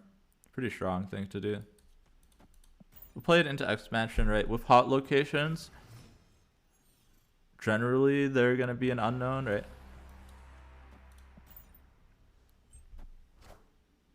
Right, it's 50% to be in your game. So if it's not flipped up, it's still 50% to be in your game, right?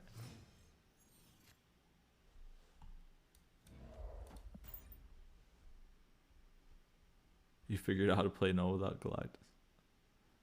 Yeah, I mean, there's decks you can make. It's just not gonna be very good. Like, we had like a Deadpool kind of Dracula deck that we had some success with, kind of. We'll just kill this for a bigger Apocalypse. Right? And that should be good. Death Wave of Null seems... how big does your Null ever get in that deck?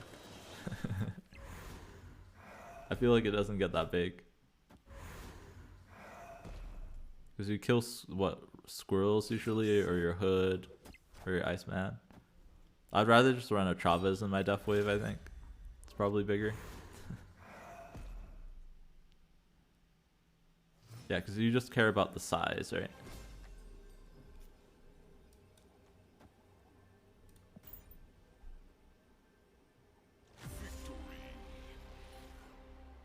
Arrow plus Death Shield, yeah. And there's no way that it's ever better to play like a 6-power Null instead of the Arrow. Because that's probably what it's gonna be, like 6-power, yeah.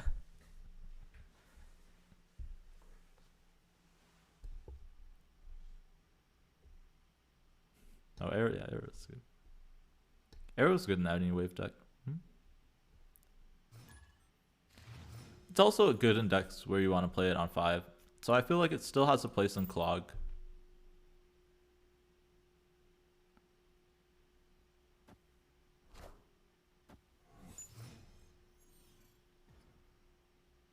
Falcon is interesting.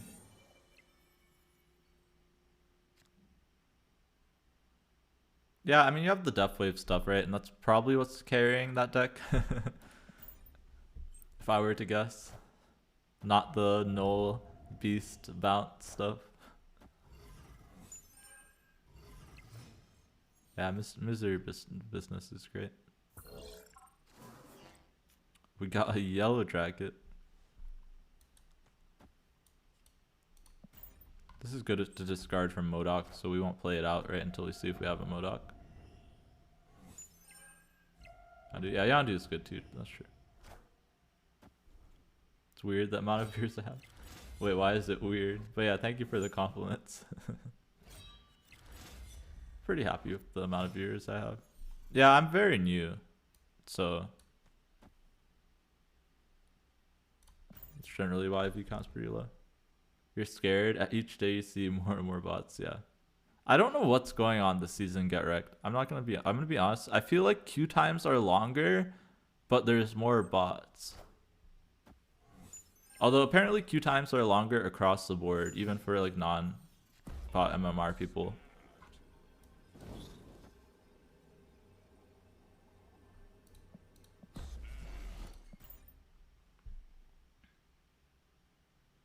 Yeah, many bots, yeah. But do you feel, Chris, do you feel like your queue times are longer this season? I feel like they increased queue times for some reason.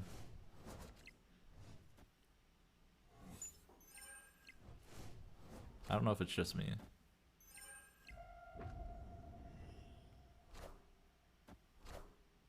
But yeah, we knew, so I'm pretty happy with my growth so far. Today's been kind of a slow day.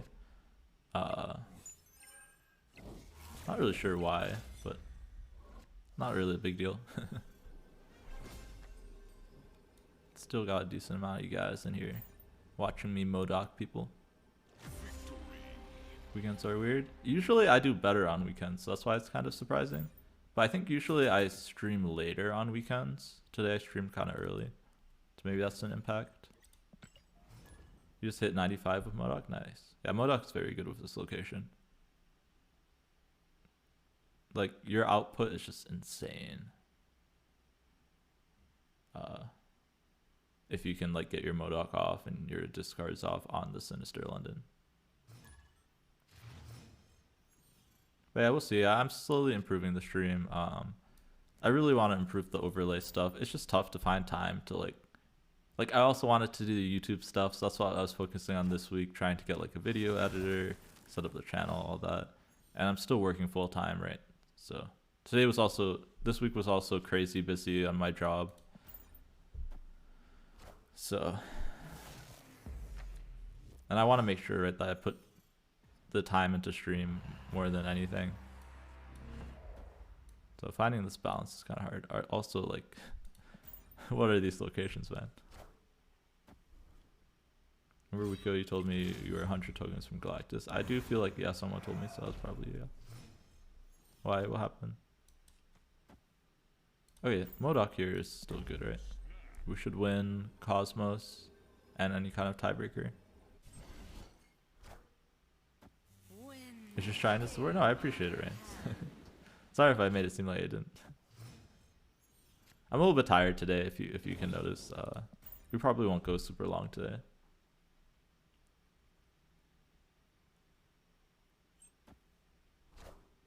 Saw Crimson Cosmos 3 games in a row earlier when you're playing the Moonhawk Dino.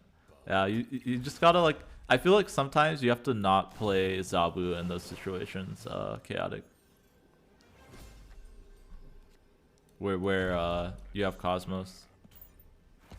But sometimes you play it before it flips up. I am Iron Man.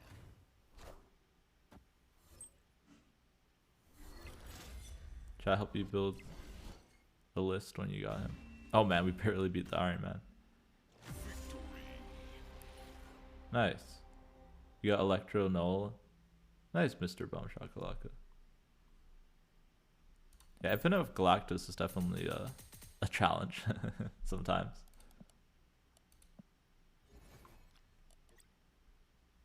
It flipped up after Zabu. Yeah, that's tough. That's really tough.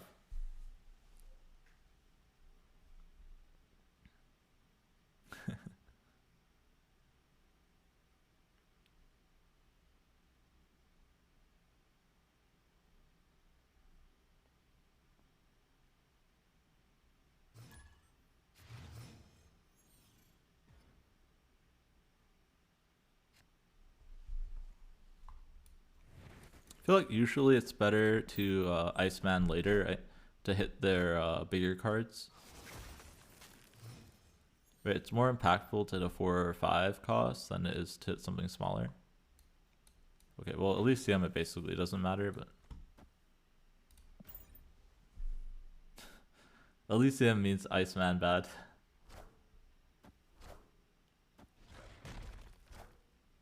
Alright, they're also giving me a million cards, so we're snapping.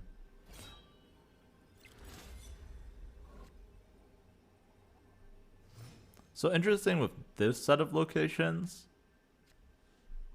is... Okay, we'll pass. Iceman is like useless here. We'll just double Modok. Oh, we can't double Modok.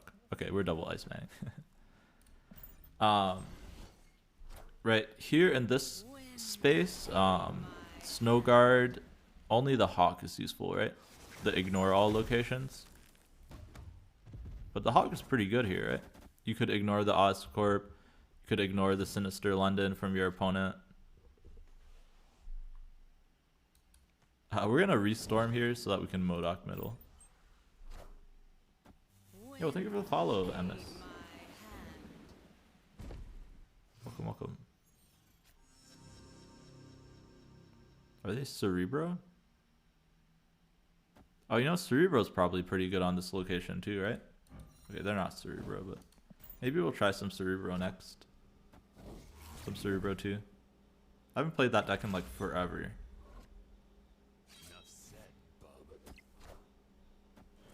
Okay, so we can go like Apocalypse left and Swarm right. Yeah, let's do some C2. C2 with Goblin seems kind of toxic. It's bad into Restful, yeah.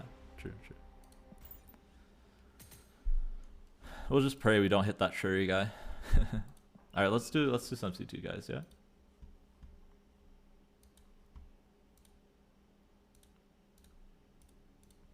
We'll do like the Daredevil C2 stuff to stop our opponents from doing like a big turn 6 play on the Sinister.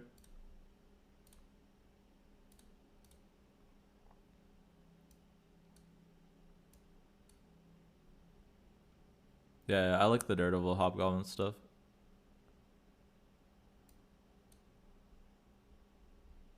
Especially with Sinister London, right? Sinister also is really good with Blue Marvel.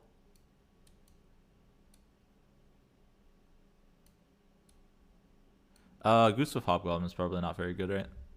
I'll see if I have space for it. I feel like Fantastic is worse with the Goblin stuff.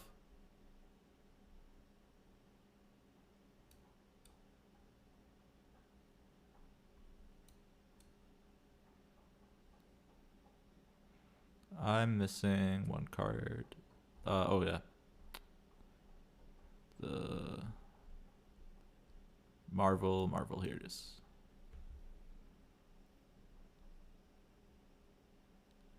So now the question is, do I want Fantastic in? Oh wait, I want M'Baku in here. Put M'Baku over. Oh no, I want the Crawler for Sinister London, right? This is a really low curve. I feel like Fantastic is worse with Sinister London, that's why I'm cutting it. But you probably normally want Fantastic in here, right? It could be also Goose, it would be good.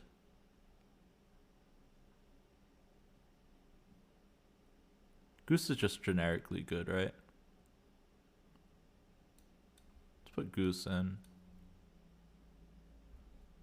Missing Shuri and Luke Cage. Yeah. True, true. Shuriing the Hobgoblin sounds kind of nutty. Alright, maybe we'll try something like that later. Let's just try the generic one first. I'm low-key not against the Shuri. As bad as it sounds. I know you're saying that I should Shuri the Luke Cage so that it's hittable by Cerebro, but Shuriing the Hobgoblin sounds nuts.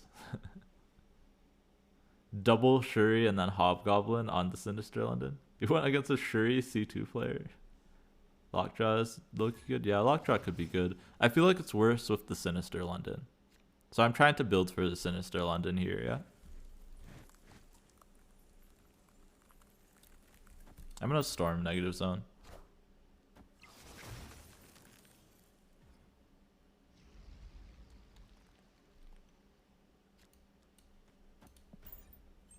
What if I want to do C -8? Well, I don't want to buff their stuff, right?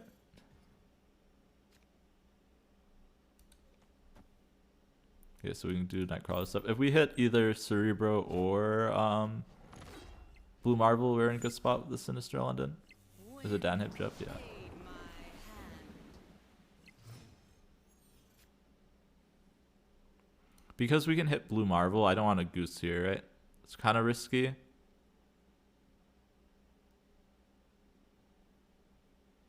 Right, we have Blue Marble and Hobgoblin in our deck. So we'll go Nightcrawler. But I also don't want them to play a 5 cost here. It's tough. Let's do this. Let's just flood and then hope that we can draw a Cerebro, right? Is there a viable C1 deck? There is C1 decks. Whether or not they're viable is the question. For sure, for sure. But it definitely got a lot worse without the hazmat stuff. The hazmat stuff is what made C1 good. But now hazmat costs 2. Alright, if they don't play into Sinister London, we're good. If they do, we kind of lose. Yeah, right, because I can't play this anywhere. If we top deck Cerebro, we could be okay. What are my thoughts on Iron Lad? Iron Lad's good with Howard the Duck. There's a lot of really interesting decks that you could build with those two. I had to hit Cerebro. Blue Marble's not enough here. Yeah. I just really hate that they're releasing 2 synergistic cards in Series 5. You don't think he's good with the Duck? I feel like there's more applications with the Duck. Like, Iron Lad's generically good in any deck where you're running just good copies to do, right? So I think low-key Iron Lad's pretty nuts in like Spectrum decks. Like not Spectrum Destroyer, but just good Spectrum decks. Yeah. Yeah, it could just be that Iron Lad's just good and the Duck is not good. That's fair. There's some really good abilities to copy. Oh yeah, Iron Lad's really good in Galactus. Theoretically. Yeah. Oh, yeah, and it's generically good, but I think there's some decks where it will make them like viable again. Like I think Ongoing Spectrum, it's nuts. Yo, thank you for the follow, Papa Americana. The issue, right, is that you have to make sure whatever deck you do put it in, that it has no negative stuff to copy. But that's not too many decks, right? Yeah, I don't know. Iron Lad should be good. But if you want to do combos, you need the Duck, right? If you want to do specific combos, Haivo should be better? Maybe. Like, there's some really interesting combos if you can time it. I don't know. I want to do Galactus with the Lad, to be honest. More than the, like, Nightcrawler just stuff. Wait, how much stats is Lad? Is it a 4-6? I forget if it's a 4-5 or a 4-6.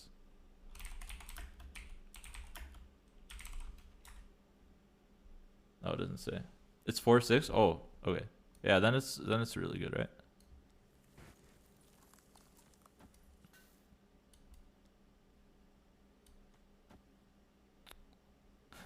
Man, Nivedillier is really awkward here. Let's do this into Cerebro. Or into Blue Marble, yeah. Yeah, as long as you're not copying something that loses you the game, it's a good card, right?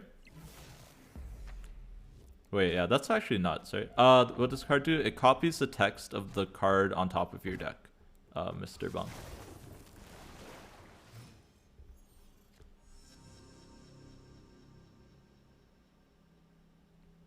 Wait, that's actually nuts then. 4-6 is too good. It's gonna get nerfed then, right? I can tell that already.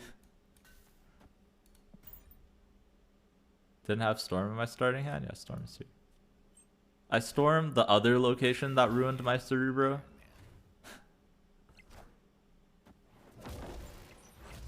Iron Lad copying Howard will be the worst.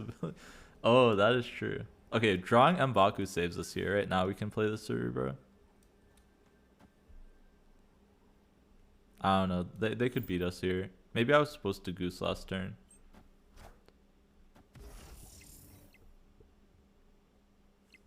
Oh, you're saying I could have got another Storm.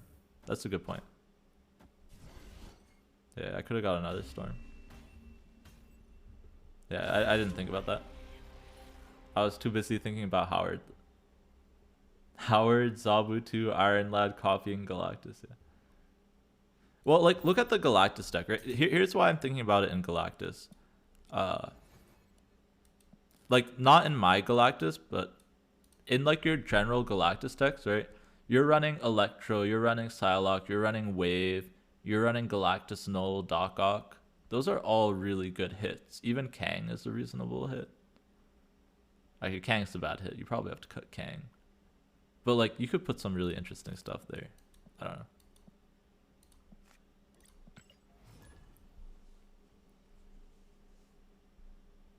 J. Jonah better be released Series 3. There's no way they're releasing J. Jonas as a Series 5 card. Although, I could be wrong. The real play for Howard is playing all animal deck. I don't know, yeah. I don't know how useful Howard would be. That's a good point. Alright, that makes me feel less better about the whole Howard Iron Lad synergy.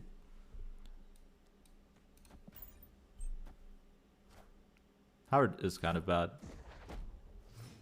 Like, does the info help really at all? I don't know.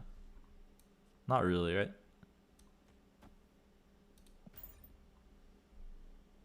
To change the card release. I mean, there's a lot of different ways they could make the card release model better.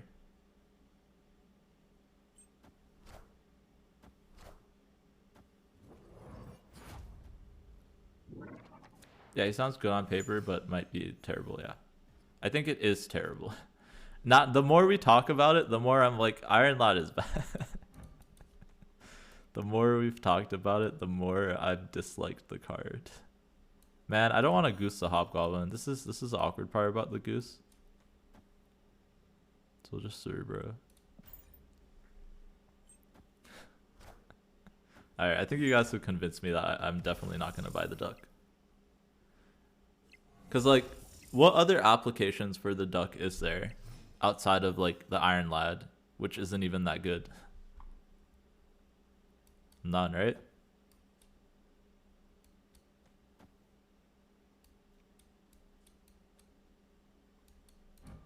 I'll hold them in Baku. No, we're always drawing, like, a 2 cost, right? Or a blue marble. We could be wrong, yeah, that's true. I don't know. I just don't think I would run Iron. I wouldn't run Duck in a non-Iron Lad deck, right? So then Duck is not good. Like, not good enough to buy for 6k. Iron Lad slots into Lockjaw. Yeah.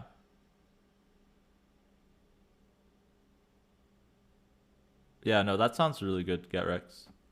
Like, all of those are really good abilities, right? So the sucky thing about this is that... Oh no, we have Prio. So as long as it goes left, we're okay. If it goes middle, it kind of sucks. But just don't play Duck, yeah. Yeah, because Duck is a bad hit, right? Yeah. No, yeah, the fact that Duck is a bad hit for Iron Lad is pretty terrible, right? 4/6 movable is like vision, yeah. And Jeff is like better vision too, right? And those are like the lowest rolls, right? The best rolls are like your Doom, your Sunspot, low-key. Even Profex is really good. A 4/6 Profex sounds crazy good. I never thought about the Profex. Duck is so good? No way.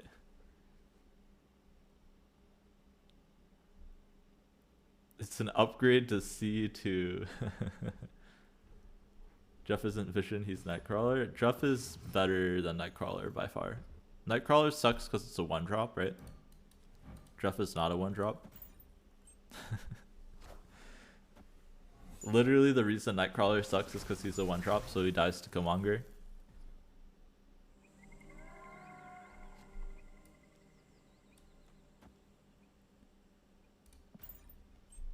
Can only move once. Yeah, but Jeff can go anywhere, right?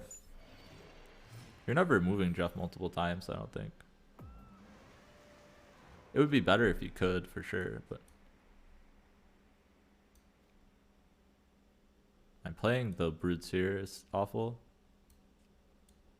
So just play Brutes here. No, yeah, Jeff can't do 5. 4/6 Captain Marvel, yeah. No, the fact that it's a 4/6 makes me think it's too strong, but we'll see, we'll see. I don't know, I'm still more of a fan of it in like the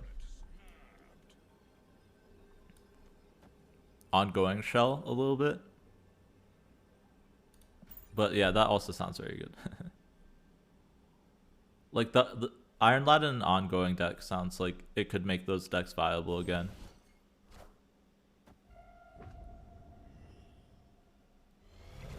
Yeah, 4/6 Spectrum is nuts. Fantastic is nuts. Even like Warpath, that kind of stuff is good. Can you Absman the Lad? Probably not. I would assume Lad works like Mystique or Absman, where so it depends. It depends. Where it would have to copy an ability that's Absmanable, right? So it would have to copy an on reveal to, but then Absman would copy that on reveal, not the Lad's on reveal, right? I would assume that's how it goes. I'd be surprised if it's different. You thought it would suck because your mind instantly went to 5 and 4 cost, yeah. The 4/6, there's like if you look at the 4 cost cards, most of them suck. There's not very good 4 cost cards outside of like Darkhawk, right? Like, let's take a look at the 4 cost cards, right? Hold on. Maybe saying they suck is a little bit over simplification, but I don't think they're very good.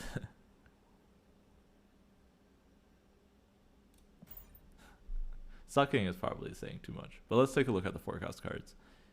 Because in my good cards deck, I run White Queen. Because it's a 4/6 basically. Not because White Queen is like amazing or anything like that, right?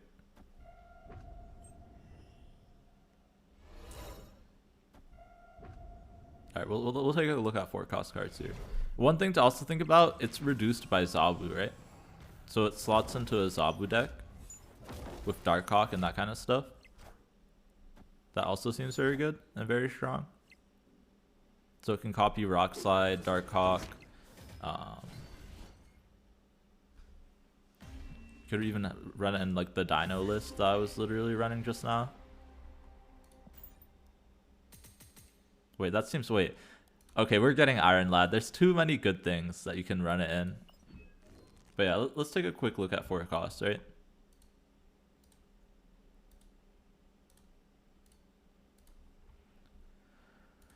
Darkhawk's good, but it requires synergy to be good.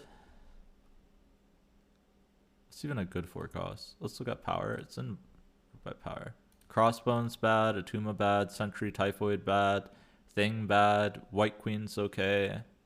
But I'd rather run Lad than White Queen, right? Like, these are all bad, right? As far as just tempo 4 costs are. Yeah, but it's not like a tempo card, right? Spider-Man. Like, what am I happy with playing on 4? Shuri, kind of. Like, I want to play Rock Slide and White Queen on 4, right? I'm thinking, like, when you play them on 4, right? In a tempo deck. Like, 3 or 4 with the Zabu. Rescue's okay. I don't know. Iron Lad just seems better than all of these, right?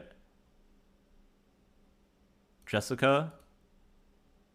But, like I'm looking at the abilities, right? There's not really any ability that's better than copying a different ability, right? And then you just stick it in the Dino Hawk deck. And I'm always copying... You'd have to take Travis up, right? But I'm always copying something good, right? I guess Shang-Chi sometimes is bad. I would take another Zabu for 4-6. Sentinel's not the best, but like, it's not the worst, right? I guess Mystique can whiff for sure. I don't know.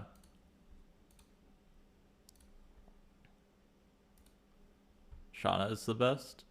It's up there for sure. How do I think Shuri's gonna get nerfed? I hope that it's like the rescue nerf, where you have to play the next card in that location for it to go off. But I don't know, right? They don't tell me anything. I'm not in contact with anyone from secondary. Yeah, Nightcrawler Jeff is really good.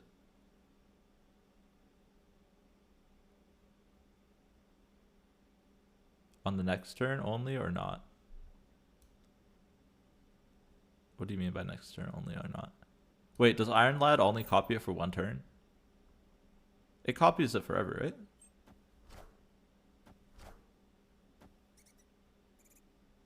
Oh, next turn only? I don't think it would matter which... Oh, that's a good point. Yeah. Because rescue is next turn only. It doesn't matter. It's still kind of the same nerf. Oh man, they're ruining our Cerebro. Stop. Keep your shocker. Wind aid my hand. Yeah, they would probably have to keep it to one turn only to prevent that. Oh, this is really awkward because Rickety.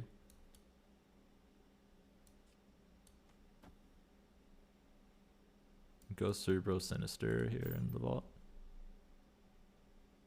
Man, if M'Baku was in our deck, M'Baku could win Rickety Bridge, right? That would have been so good.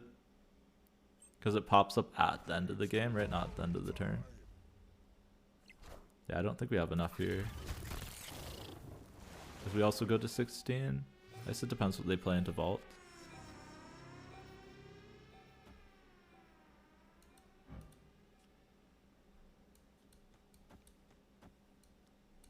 But then we die mid, right? Yo, thank you for the follow, Cabbage Rapala. Yeah, Iron Lad is good. We'll get him. I'm convinced now. I'm still not convinced on Snowguard, but I am now convinced on... We always lose here because Rickety dies. Snowguard is cap. Stegron is cap, I agree, yeah. I don't know. A lot of good players seem hyped for Snowguard, and I don't know how that makes me feel. Evolutionary is better.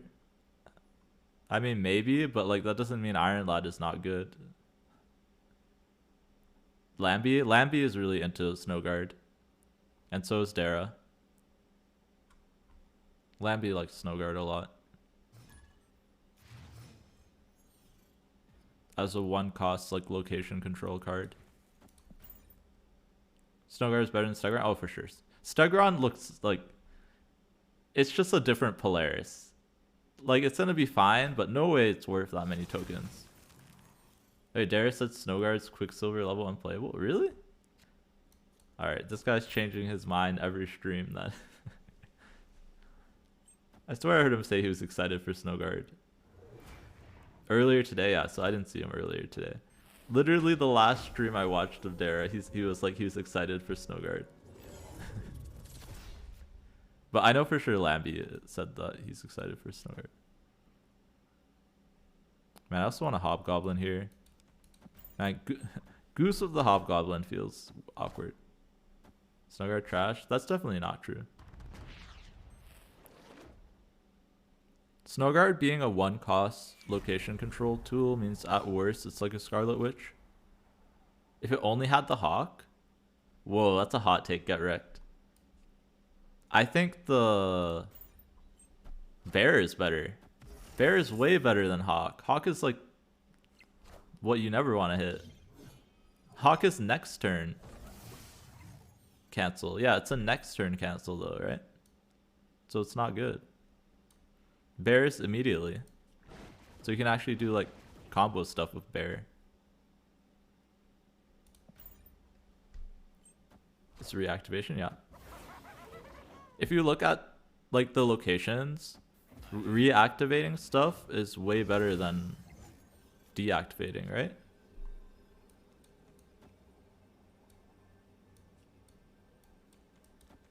I don't know. I was looking at locations today, and so far I'm pretty sure yeah, turn-based stuff doesn't work, yeah. But also like, right, since you can't turn stuff off at the end of the game, I can't find a use for the hawk really either, right? Like sometimes you can ignore like locations that you can't otherwise get into, but that's the best use I've seen for hawk. Nothing else you really want to ignore. I guess some turn-based stuff you want to ignore, but since it's next turn, I feel like it's worse, right? Because your opponent can play around it too, right? Nope.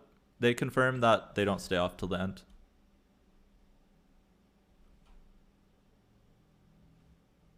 Bear unflooded. Yeah, you could do that, sure. I'm pretty sure Glenn, unless they walked back on it, Glenn said they don't stay off till the end. So that makes like hawk way worse, right? If it could stay off till the end, then I would agree with you that hawk is pretty solid.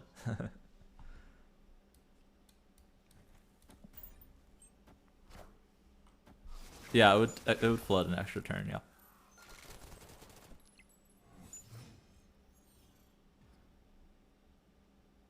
So I think it's yeah. If you thought that it flooded like an extra turn, then or not flooded. If you thought it turned it off at the end of the game, then I could see where you're coming from. But like they re-trigger, so like it's really only useful for things that do stuff, right? More Killmonger food. I mean that's fine, right? It's a one cost that does something, right? So it's basically like a Korg or an Iceman. It's like disruption for one, right?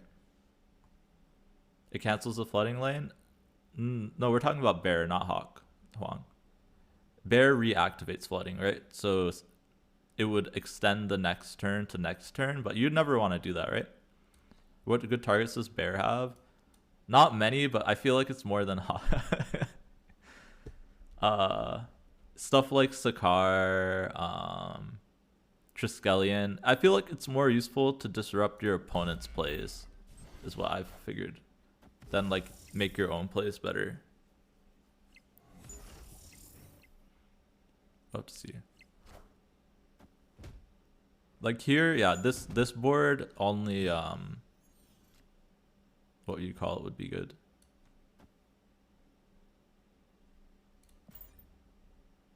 Only Hawk would be good, right? Yeah, Hawk turns off turn base, which is good.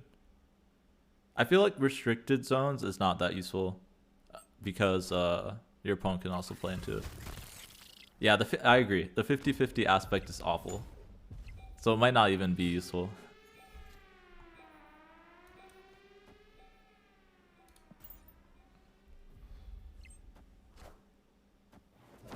And the fact that it's always Hawk first makes it worse, right? Because since it's Hawk first always, that means if you top deck it on the last turn, it's useless. Versus Bear could be useful on the last turn. But maybe I'm being nitpicky with that one. But like Hawk reads next turn, right? So like you never want to top deck Hawk on the last turn, right? Yeah, I've talked about that, Garrick. It is awful that it's like set up that way. I am Iron Man. There's no specific order. I mean, it just goes back and forth between Hawk and Bear, and it always starts as Hawk. I don't know. I don't think we're getting Snow Guard, but like, I think I did the math to where I can get 2 of the series 5 cards each month at least. And like I'd rather play with Snow Guards and Stegron, I think, because Stegron seems like really boring and mostly bad. I'm getting Jeff. I already know for sure I'm getting Jeff, but I can get 2, right? 2 out of the 3, and then I'll be able to get, like, I get 2 each month. Add Iron Lad. Yeah. Well, should I count Iron Lad in? I don't know, because the tokens bundles also adds to that too, where I can get an extra one of that. Yo, thank you for the follow. It's Suki FN. Welcome, welcome. Yeah, snow guard seems interesting. I have to go look at that list again, because maybe the next month I want 3 cards. But it's 3 out of 5 for the next month, right? Because it's gonna be right, High Evolutionary and Tribunal that month. I don't know. We'll see. I mean, I have the advantage to where I stream like 8 to 10 hours after it's released. I think 8 hours after it's released. So I can watch everybody else use it. Next month it's 4. High Evolutionary, Tribunal, Iron Lad, and Chef. And Howard, yeah. Yeah.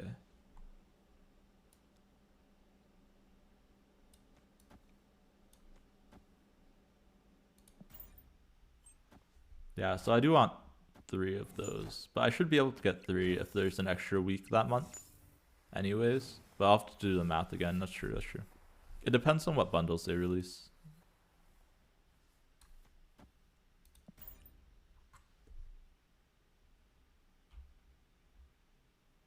Tribunal seems bad.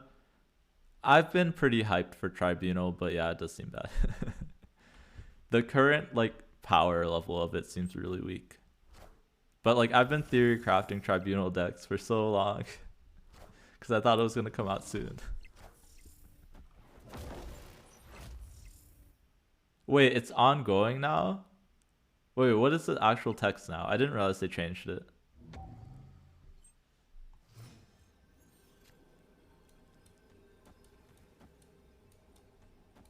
Is it just ongoing at the end of the game? That seems weird, right? Or is it like ongoing split your power across all locations?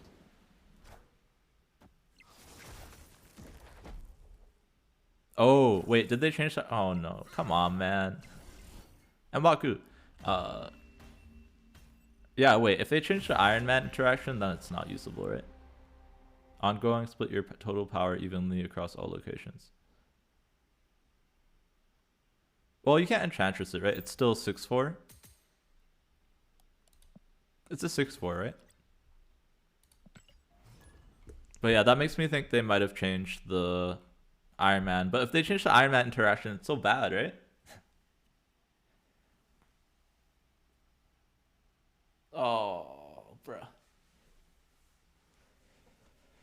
That's annoying. That was the whole thing I was theory crafting around. Because that's how it's actually useful, right?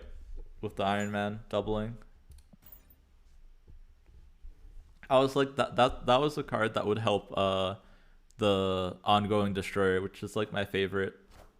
Right, this is what I talked about with Iron Lad earlier, but I was talking about how like ongoing destroyers, or just like the ongoing destroyer or any kind of ongoing deck is my favorite decks to play. So that's why I was looking forward to Tribunal. But if it doesn't synergize with Iron Man, it's not good, right? That makes me sad. Alright, we just need something to play on Sinister, right? So Cerebro or Blue Marble. I mean, if you're living Tribunal, you don't have to worry about Cosmoing it, right? How are they gonna know where you living Tribunal with their Enchantress, right? Because it doesn't matter where you put it. Yeah, we'll have to see Get Wrecked. That's something that like we can't know until they actually release it, right? Like how it functions. Can I try C2 Lockjaw? No Mystique? Nah. You definitely can't play C2 with no Mystique. That sounds really bad. Cosmo your Iron Man lane? I guess you could do that, yeah. I don't know, I feel like not enough people run Enchantress. Like if lots of people are running Enchantress, then you probably should do that, but not enough people run Enchantress right now for that to be good. How big can you get? It's not so much about how big you can get, right? In ongoing decks, generally you're focused on 2 lanes, right? So being able to split like force your opponent to decide whether or not you're splitting or not is very powerful in that case, right? But you do have to have enough, right? So you'll be splitting most likely like 12 to 15 power, right? Usually you can put 20 into 2 lanes with ongoing decks. Or you can put like 20 and 15. So you're splitting, right, so 20 and 15, you're splitting, yeah, like 12 each lane. But like forcing your opponent to think about that is pretty good.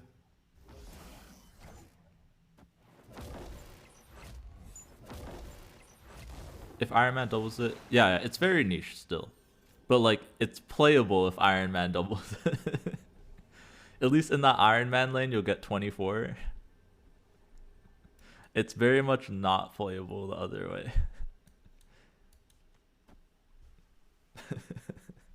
Copium? It might be Copium.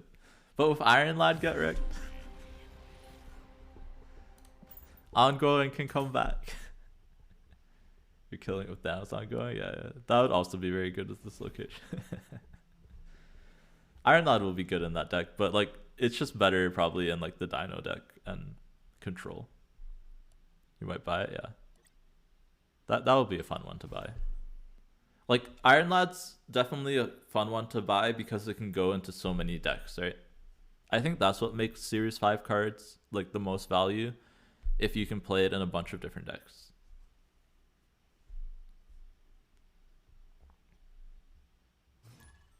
Like it feels bad to buy a card that fits into like one deck and then let's say they nerf the deck or whatever and it becomes bad, right?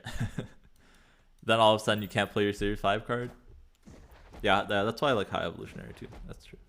Stature lower value? Not really. Stature is lower value, yes. But Stature has the advantage where you can basically put Stature and Black Bolt into any deck and it's pretty solid. But yeah, it's definitely lower value, yeah, I would say, than like something like Iron Lad. Iron Lad's cool, but heavily relies on good abilities. I mean, why would the cost matter, right? As long as your deck runs good abilities, it's good, right?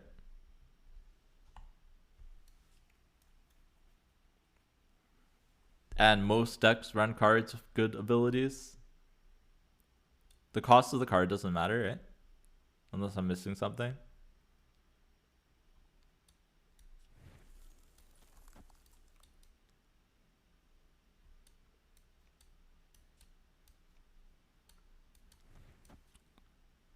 Just gonna go Blue Marvel game plan. Low cost cards don't have good abilities? Yeah, but do you put any low cost cards with bad abilities in your deck? Right? Generally, I'm running like Sunspot, Cosmo, Armor. I don't mind Iron Lad copying those. Oh, Lizard, yeah. You'd have to cut Lizard in those decks, that's true. But I'm thinking about Sarah here, right? Let's look at our Sarah deck after. I'm curious how it would fit into Sarah.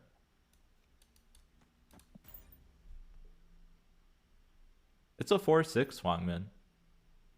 It's competing with the same slot as White Queen, right?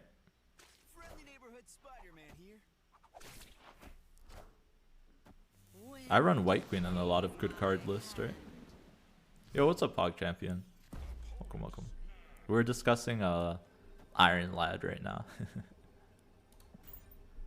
Let's take a look at our Sarah deck. I don't think it would go into the Sarah deck that I have specifically, but it probably goes into like a Zabu Sarah list. Darkhawk. Alright, we're losing here, right?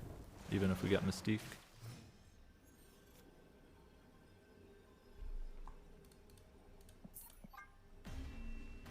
No, Iron Lad's coming out in like a month. Yeah, Mr. Fantastic, Sunspot, Scorpion. Like, it just fits in a good cards list, right? Let's play a good cards list, right? Like, you cut it in the wave stuff for sure. But like, in this list, right? I'm happy with it copying everything except for Lizard. I mean, you have to cut Chavez in the list too. But like, you just replace like Lizard, Chavez with just like good cards to copy, right? And then you're happy.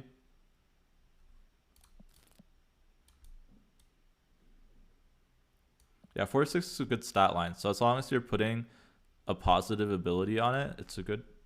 I feel like they might have to nerf it to 4-5. I would run it in my Sarah deck. Right? The only bad thing to copy here is like Hitmonkey, Killmonger, or Sean. Everything else is nuts, right? I guess Nova is kind of useless. Maybe you cut the Nova Killmonger stuff and you put in like another 4 cost and Zabu. Right? Now all of a sudden it's much better to copy, right? Obviously you run it like in the non-Bast list. So you cut out the Bast, right? You have Galactus, but you kind of want Thanos more. Yeah, if you want Thanos more, then I would get Thanos. The worst part about Iron Lad is that he gives your opponent information on what's in your hand, right? Yeah. Because it's what you're going to draw next, right? That's true. So it's kind of like a reverse White Queen in that sense, right? But low-key, that might be more mind games. That might be a good thing in a lot of cases.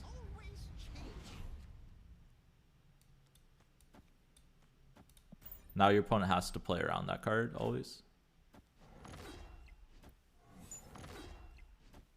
That's my Wolfsbane. Alright, we have to rely on like Monkey winning us this game, right? Okay, Thor is really good on Sinister. It basically gives my opponent rocks in their deck, right? I play Galactus so you don't like Thanos, yeah. It very much depends on your playstyle. Like, watch gameplay of both for sure. Iron Lad into Kang. I'd assume the Iron Lad disappears, Swang. 6-3 Giganta, yeah. We're not playing Giganta, so it's fine. Right, it's the same thing if you copy it with...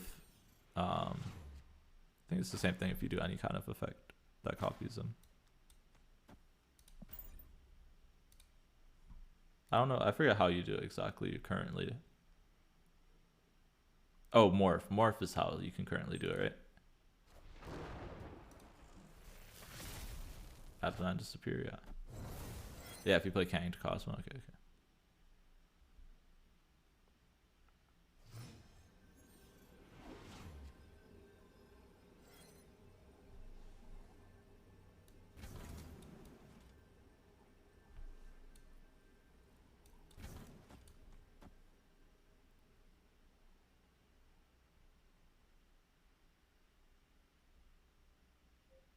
This is 5 power, and then the next one is 7.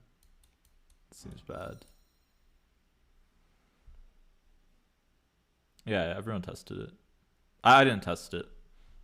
There was a stream that KM did, and I watched him test it.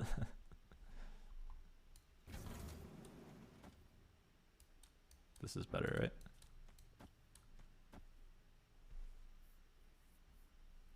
Just can we win Weird World is the question.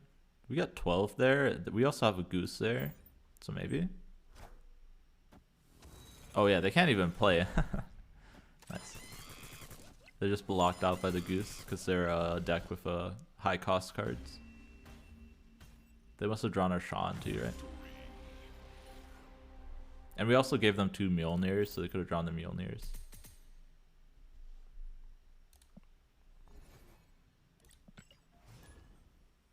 But yeah, so you wouldn't want it in a deck with Kang, ever. Howard into Onslaught will let you see your opponent's top card. I doubt it. I mean, just no, and also, like, when would you ever do that? And also, that doesn't synergize with Yondu. Please, guys, chat. I don't know if you're the same person who was talking about Yondu before. Yondu is not disruption. It is fake disruption. It does not actually do anything.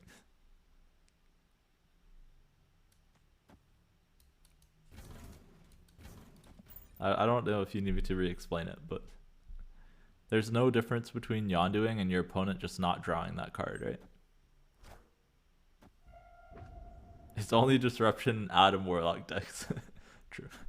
Okay, you got me. Get wrecked, yes. If your opponent is running Adam Warlock, it is disruption. Oh gosh. Yeah, your deck's more consistent. You have more info. Like Yondu is only playable in destroy decks, right? Because in destroy decks, you're just using it for the destroy effect, not the actual like thing. Galactus is repetitive. Depending on what kind of Galactus deck you're playing, yeah. I like the Galactus Nimrod stuff. It's pretty fun.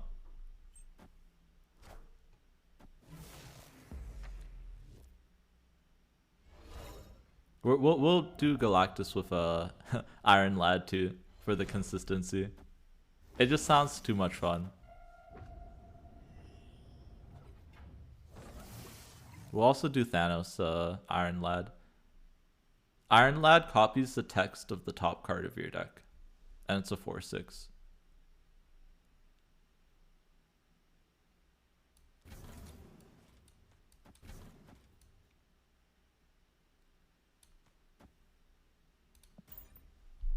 Yeah, it doesn't come out for like another month.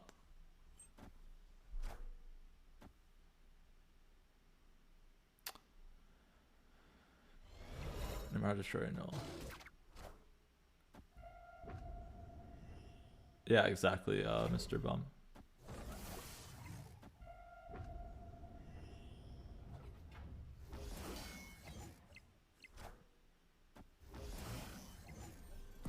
Oh, they took my Killmonger, right? That's fine, I guess. Just do this, hit monkey, and we always win. Iron Lad absorbing man in Galactus? That might be too much. It's just like Iron Lad is even good after the Galactus, right? If you didn't draw your null, you have a reasonable chance of hitting the null. Wait, guys, think about this too. What about... Okay, oh, we just had ads roll. Oh no, come on, man. I missed it again. I don't know how many of you can hear me. Apologies. I was hoping I'd get this game done quicker, but I think I got sucked into the lad talk. Oh, did we lose this side? Wow, okay. Wait, how did we lose there? The Beast? The Beast buffed the Collector to 11? Oh my god.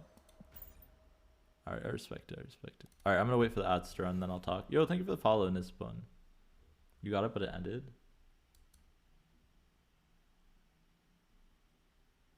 I'm so confused on how the ads are working currently. You're right, they are done. But they're not supposed to be done. And they're also not supposed to run that early. I'm so confused. They keep running early and shorter. And I don't know how to stop that. Like, I don't mind the running shorter, but I don't know why they're running early. They're running like a minute or two earlier than I thought they should. But maybe I'm just being slow. But yeah, thank you for the follow, Nisbun. In case you were in the edges. Oh yeah, I was gonna say Iron Lad in Hella is a thought. In the Hella with the Jubilee deck. You waited for that. Yep. You did, yep. Welcome, Buck. You're welcome. Give you your 7 ads. I mean, I'm happy it's not giving you guys all the long ads. I want to try that. It sounds so fun. Is Iron Lad worth 5k? I don't know. It's not out yet. It's also 6k, not 5k.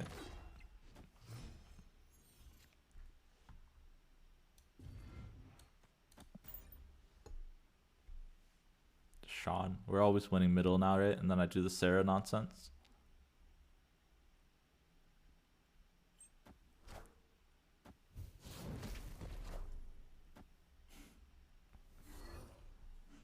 Right, you can copy discard cards like Hell Cow, and then you can copy your like Jubilee stuff. And what you'd have to do, right, is you'd have to change some of the Hella, you'd have to change your Hella targets, right, to be like good ones to copy, right? So you probably want to put Doctor Doom into your Captain Marvel. Here, we'll play Hella after. I'm inspired now.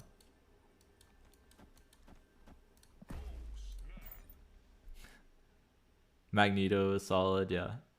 And just having that extra consistency, like you'll see already. I think Jubilee helps with the consistency of the deck, and Absman. So having that extra consistency, where if you don't draw the Hela, you can just Iron Lad the Hela, is pretty underrated.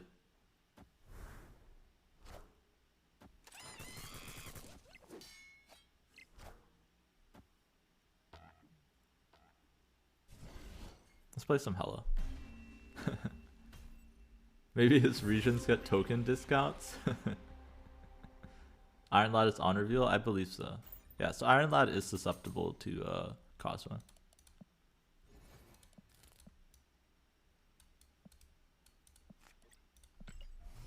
Right, like your bad hits would be Giganto, Infinite. So you probably cut the Giganto for something good like Doom and put Magneto back in somewhere. But then everything else is a good hit, right? Song brings back memory. Giganto isn't even bad. I mean, it's just no ability, right? That's true. There's no bad hits then, right? That's true. You probably just run it in every deck where you don't have a bad hit, right? Because your opponent doesn't know. Will your opponent know what you hit though? I don't know.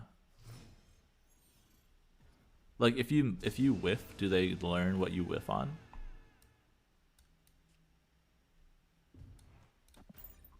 I guess that will be something we have to find out, right? Cosmo sucks is fun. I mean, it's kind of hard to tell where they're gonna drop the. Like playing Cosmo on turn 4 seems kind of bad, right?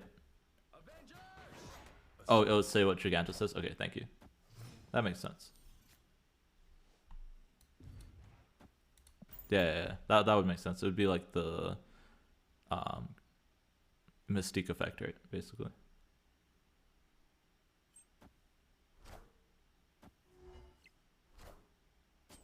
Like Dracula. I mean, Dracula is a very balanced card.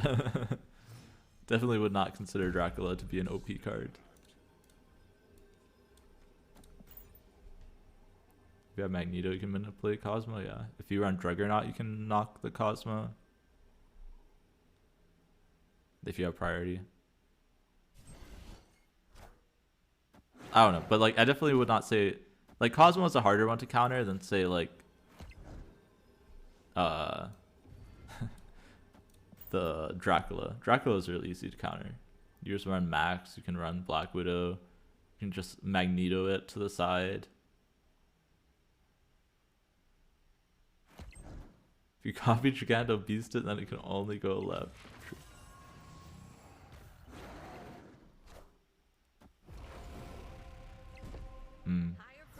Yeah, Marvel can't win it. Yeah. Man, that Mystique. There's no counter. There's a lot of counters, right? It's just people don't run a lot of the counters.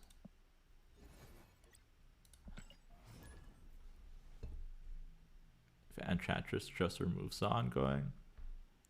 Not non-reveal. That might be too busted, Huang. Right now, all of a sudden, my ongoing Spectrum deck is useless. I can't even protect my best ongoings.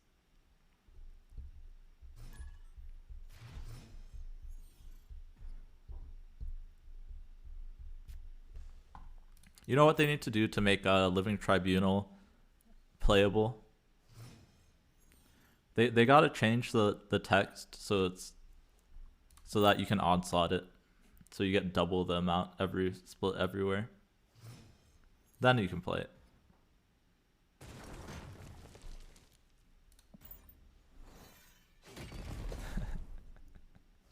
Maybe that's too good.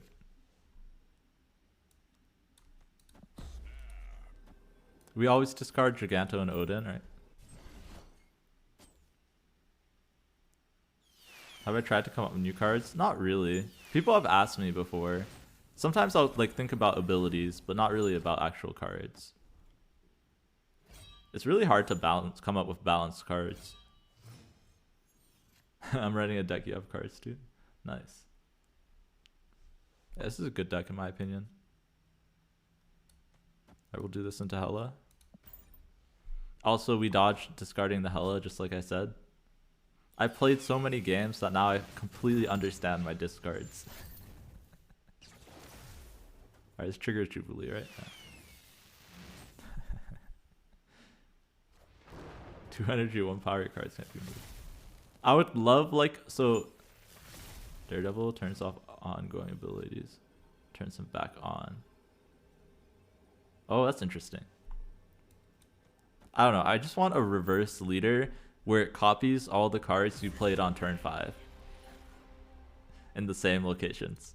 That's the card I want.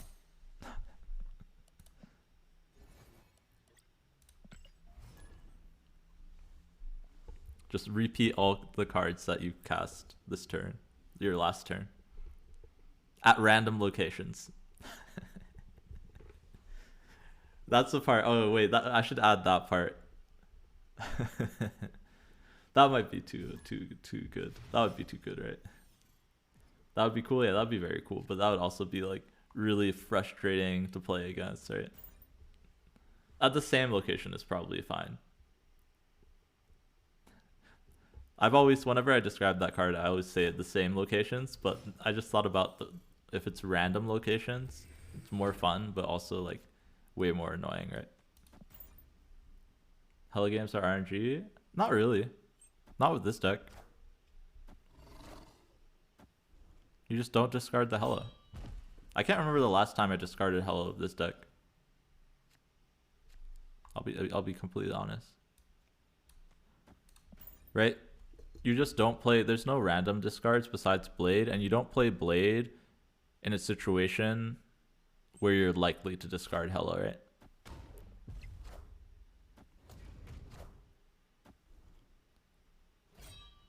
So like maybe a few games here and there you discard Hella, but pretty rare. You're mostly reliant on your Jubilee Absorbing Man stuff.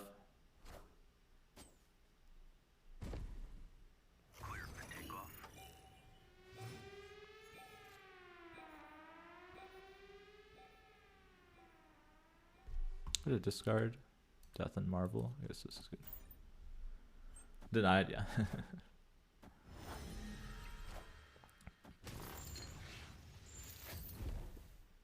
You want to give a buff to Angel? Yeah. No, Angel. No, actually, no. I disagree. Don't buff Angel. Stop triggering me, chat.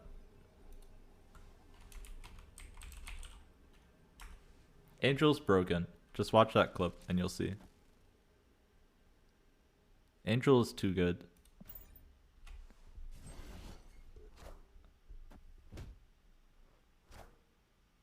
I am Iron Man.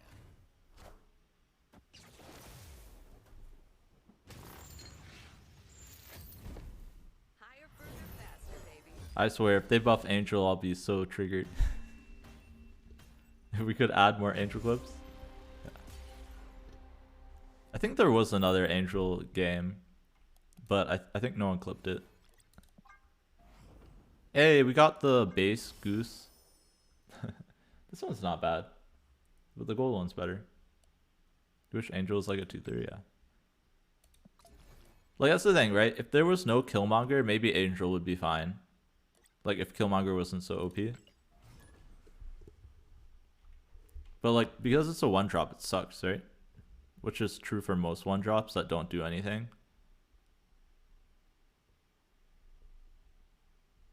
Right. They should let M'Baku and Angel jump from hand, yeah. That would be fair. I will say M'Baku jumping from hand seems a lot stronger, right? Because that requires no condition.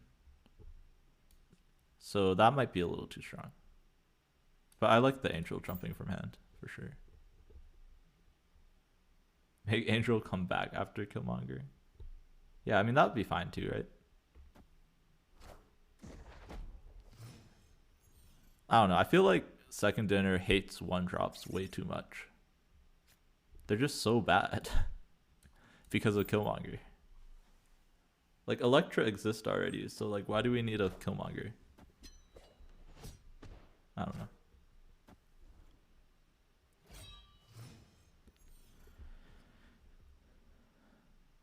Alright, I'm not gonna play the Rock so I can abs, man. But yeah, with Subterranea, we're probably losing here. What they did to Kitty, yeah. I mean, Kitty is so good, right? If you think about it, the main reason Kitty is so good is because of the fact that it doesn't die to Killmonger.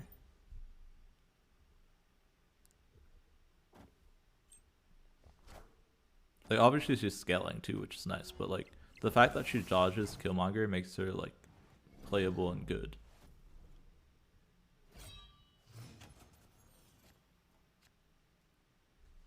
This does not seem like the best draws I could have gotten. Oh man. I am Iron Man. How do they have cards and I just get rocks? All systems Where's my go. streamer luck?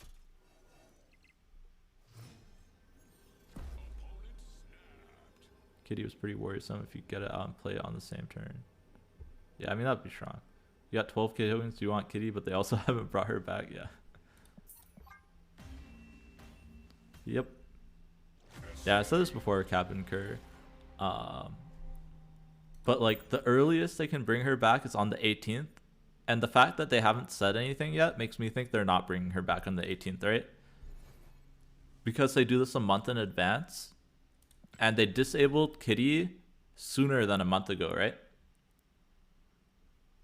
So that means it's probably the patch after. Unless they do like a in-between patch. Maybe they'll do like a secret Kitty patch that's separate from their normal patches. I mean, yeah, it feels bad, yeah. Could Hitmonkey Zoo work? Yeah, probably chaotic, but Zoo is bad, right? Because Killmonger exists. But you could do like a Moon Girl Kitty, like Moon Girl Hitmonkey Zoo kind of thing. And I've seen people make that work, kind of. Yo, people get compensated? I mean, they said they're compensating people, but not like how much. So we'll see. We will see.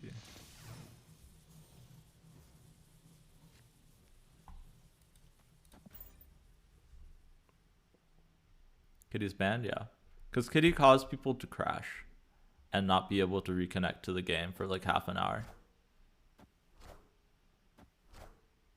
Give everyone who bought Kitty 6,001 tokens. So I always have that one to bother me. That does not sound fun. Just double Ghost Rider. Right, it's basically a mini Hella.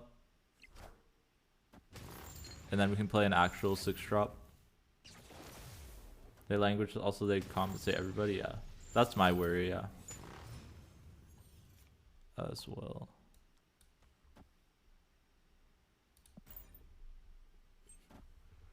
Is that like, it might not be, the thing is there's no way, they're gonna have to like do more than that though. I don't know. Like they're smart, they understand that they set up their economic model to where the only value of getting things is getting them early, right? So we go to 14 here. They could add 9 and go to 15 with a death.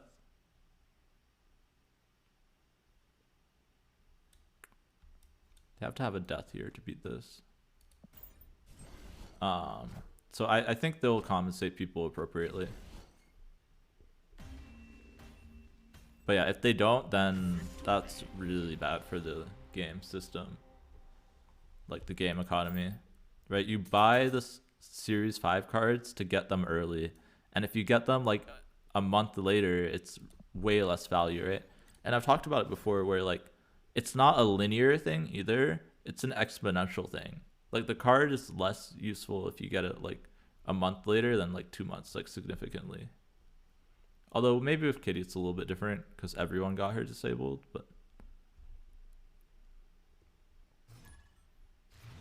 compensate everyone appropriately equally, yeah.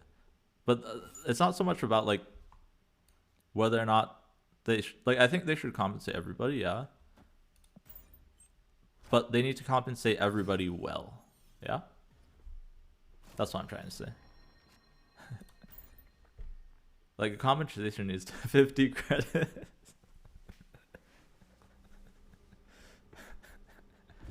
$6,000 tokens, yeah. 6,000 tokens would be fair. Honestly, anything less, I'd be kind of disappointed. Like, if they want to be really picky and say we're still getting it early, we better at least get like 4 to 5k, right? Based on the length that it was disabled for. All right, we're not hitting a rock here, upper.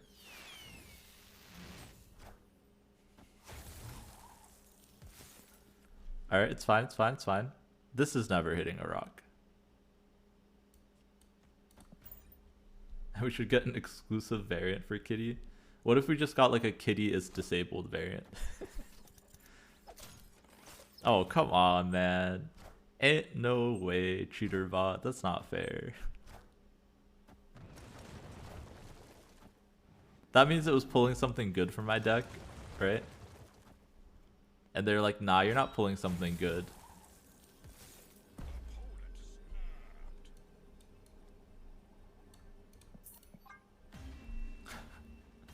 Give us 2,000 monthly gold. I don't even get 2,000 monthly gold. Giganto putting in work. Yeah, Giganto's been so useless for like the past 2 games. What if they gave everyone Kitty and refunded those? Yeah, that's fine too. But there's no way they're doing that chaotic beats. That would be like a reasonable thing to do that also ruins their game economy kind of. And sets a bad precedent that they, right? You have to realize, right? Kitty is like $200 if you convert it, right? $150 to $200. So there's no way. Compensation for Kitty confirmed. Exclusive title. I bought Kitty Pride and all I got was the stupid title.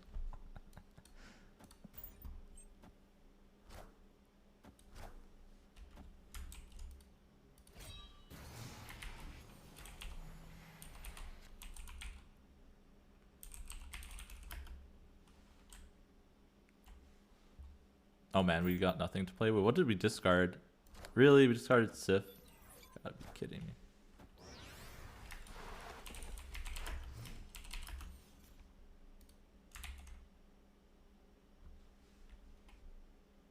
Alright, that deserves a command, I think. Alright, if anyone asks for Kitty compensation, we now know what it is.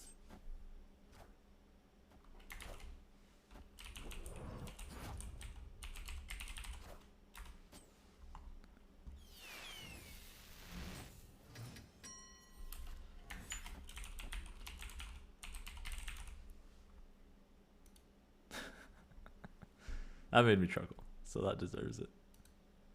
Alright, we're getting a Lady Sif from the Ghost Rider, and then something else goes into Grand Central. Not that many people can do it back to back. There's like a delay of a couple seconds, like 30 seconds, I think, for commands.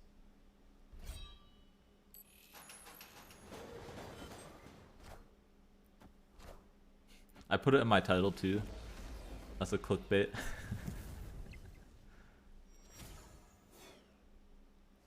You don't know why Baron Mordo doesn't have a variant yet? Yeah, I don't know either. They're doing Baron Mordo mad dirty with the no variant.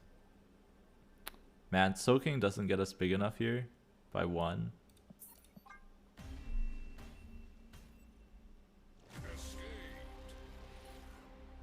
There's like a data mine Baron Mordo pixel, but I think that's it. It just means that even second dinner knows that Baron Mordo is bad, right? That's the only reason they wouldn't give him a variant. Is if they know that he's bad. It's the only reason I can think of. Maybe someone else can enlighten to me. Maybe there's some legal reasoning. They're saving Mordo variants for when they buff him, yeah. It's kind of wild that there's just, yeah. Because that was out in like beta, right? Mordo was like a really old card. Every new card has had more variants than Baron Mordo. Every new card comes out with variants released. Shadow King, Ghost, Sentry, all those cards have variants. Back in beta, he was bad, yeah.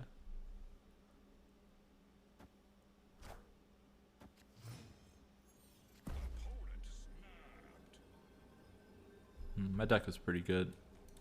I'm feeling Mojo World is high value. Only bad hit is Abs Man. Sunspot's pretty bad too. Nah. Yeah, Sunspot's bad because don't really have much follow up. But starting Death Eater is pretty nice, right?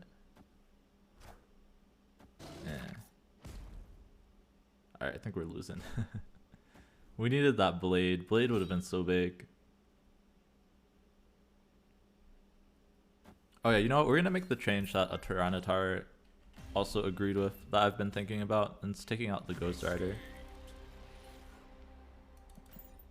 for Swordmaster.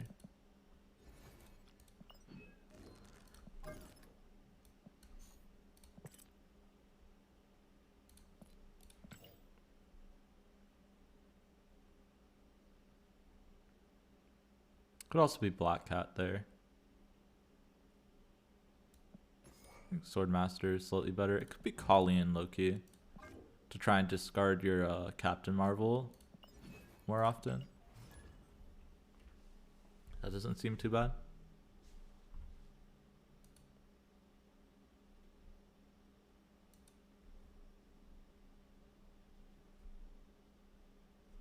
Oh wait, where did my chat go?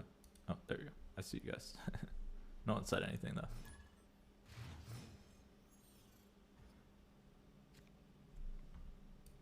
Low-key, Sunspot might be out of this deck now with the -1 power change. Chat's hiding, yeah. Feels like it sometimes. It's just funny. Sometimes chat is so fast I can't keep up, and then there'll just be like a pause where no one says anything, and I'll always be confused if like it breaks or whatever. Like whatever window I have is broken. But I have 2 windows, so I should be able to keep up with, like, they shouldn't ever both break. One's directly from Twitch, and the other is like through my stream elements or whatever. 93 view. Yep. Nah, we just got everyone's playing the game right now. They're too busy to be in chat. Everyone's too busy playing the game. How many snappers do we got? People that have me just open on the side while they're snapping. Actually, they're too busy, right? Oh man, it's a big old vibranium. Alright, this never discards Hello, right? Alright, this deck is really bad with Sinister London, I'm just realizing.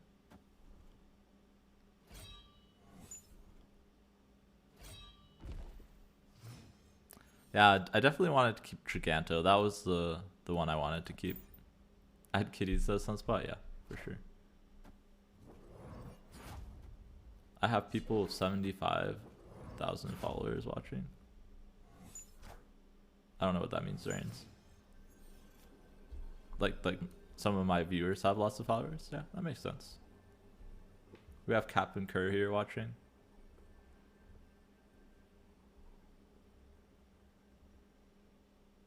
You feel that sometimes, and then you ask a question and 10 people answer all at once, and you're like, oh, people are still here. Yeah.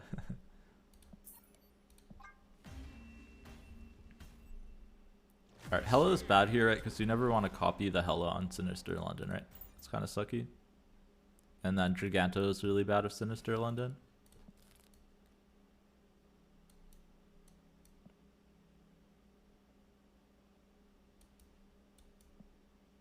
Want to try some Hitmonkey stuff? Let's go back to the She-Hulk, right? This could be good. Hitmonkey is good with Sinister London.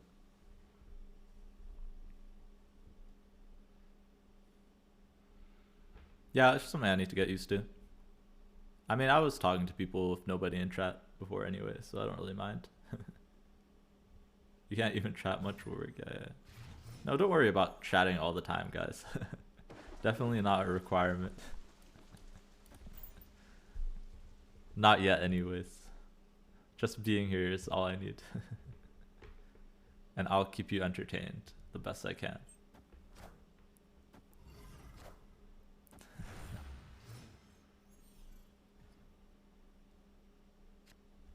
Oh man, Mojo on Sinister seems really good.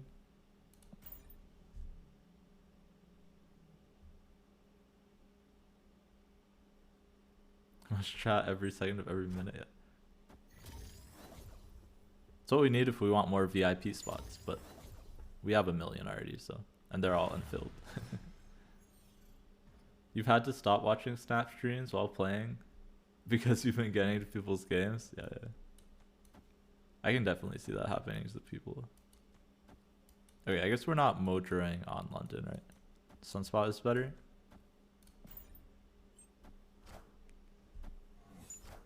Didn't I win last game with Giganto and 2 marbles? No. Because I can't play Giganto on the Sinister London, right?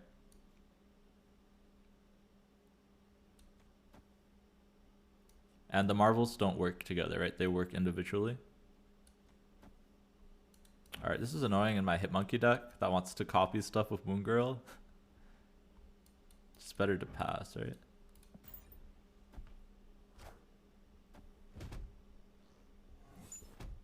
Happens to you, Joe. I don't know, maybe I missed something, but I don't think so.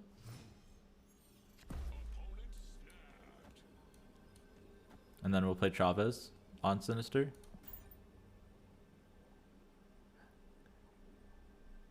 Goose and Iceman? Why? Those seem like pretty common cards. 2 Gooses and 3 Iceman because of cloning. Oh, Les, you should have seen. I played versus Gap with my Darkhawk deck. We played. He was playing. Or no, was it Cash? I don't know. We were playing against somebody with their like Thor deck, and I played 3 Cosmos, and they lost because of that. They couldn't put enough stats, and their Thor hammer got denied. They like wonged and stuff too. They wonged on like an empty lane, and then it got like I played the Mystique to copy the 3rd Cosmo. It was really funny. Doing stuff like that is like one of my favorite things in the game. Just denying all the fun. Yeah, I think they were playing like a Thor Surfer deck. Because I think it was the Nokia deck. I don't remember off the top of my head. I would have to go back in the VOD and look. That's evil, yeah. I think it was the Subterranea game too. So it was just... It was really lucky that they top decked that, but it didn't work. I think that was the same game, yeah. I have to go back and look. But it was just like literally like unless I could stop their on reveal, we always lost.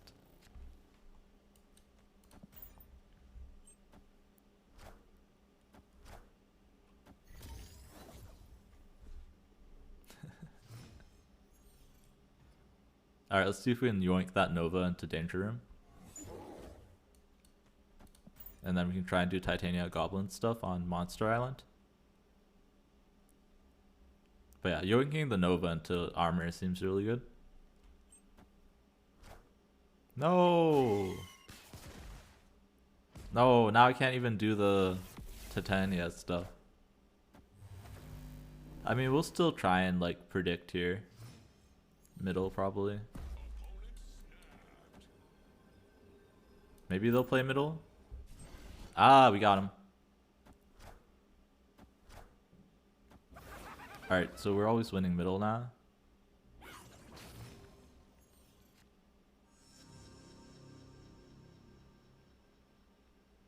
Question is, do I pass here? I think I do, right? And then I play Mysterio, Mojo, She-Hulk somewhere. And the Mysterio clone will win me middle, right? Low-key, Mysterio with the Titania has been really good, surprisingly.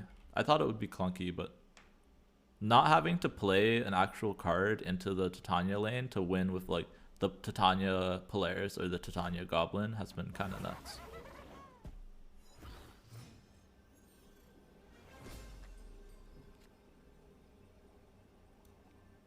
We're just gonna go hard into Monster Isle now, right?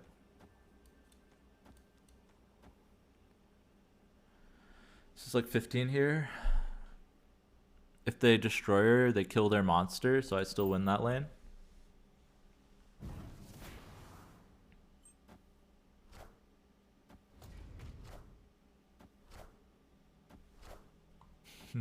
Les is linking the match. Let me see. Iceman, Iceman, Iceman. Oh. Oh man, your board is just all stones, man. That's an awkward board. Were they Cerebro?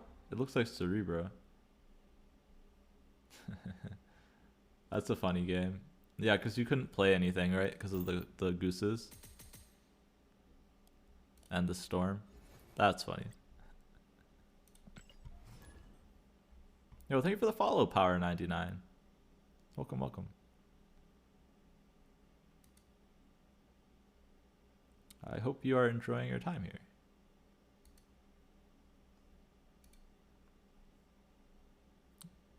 It's a silly game for sure, yeah.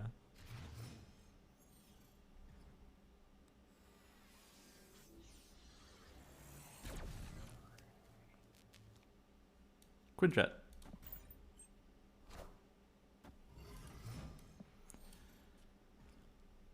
Man, it's so sad. I would have split this so quickly if it was still usable on Thanos.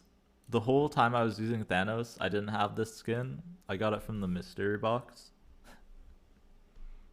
I've been waiting for a Quinjet skin for like a month and a half, and it never showed up in shop. And then we got this one mystery. It's like the best one. Also, Murder World feels bad. Alright, come on, go left. Never lucky. Alright, anyways, Moon Girl is really good. Like, Monkey is really good on Sinister, right? What's this Inked Wave? With white particles? That's not cool, man. Oh, it's rainbow. You bought Pixel Quinjet just for them to mess up the card a few days later, yeah. Yep. I mean, it's still good. It's still a good card. It's just not like in Thanos. And Thanos is my favorite deck.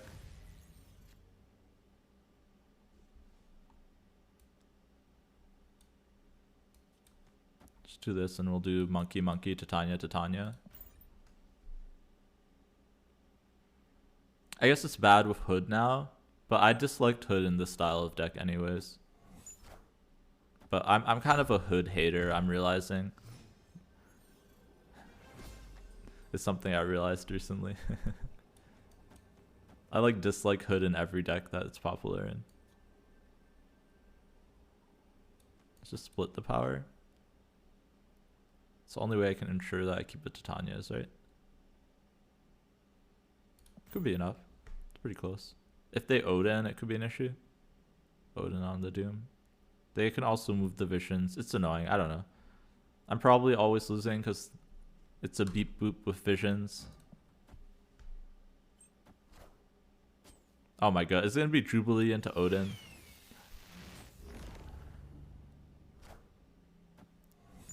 We beat this, right? Because the monkeys both go right. Yeah. Okay. We'll take it. We'll take it. Man, those are some big old monkeys.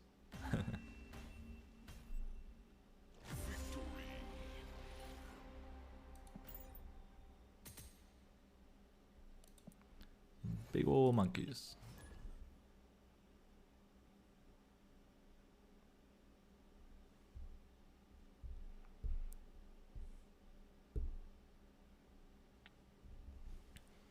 Yeah, MODOK and Hitmonkey have been like such good season pass cards. But then it's just like in between they've been kind of terrible, right? It's gonna be like Nimrod's not the best. Although I've probably played more Nimrod than a lot of content creators.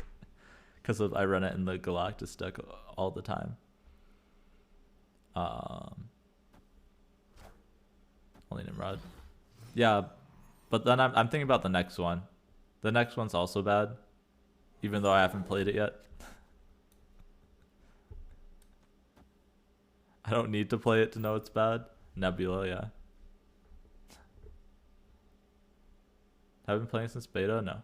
I've been playing since like a week after open release. Back a bit. It's not confirmed whether it's 1-1 or 3. You mean 4 or 6, right? If it's 3-4, it's good. I believe it was data mined 4-6, right? I've been playing since beta? No. I wish, man. I didn't even know the game was out until I saw it like on the Apple Store. Yeah, 4-6 would be terrible. Okay, if it's 1-1, maybe it's fine. Yeah. I'm just assuming that it's a 4-6, and maybe that's a bad assumption.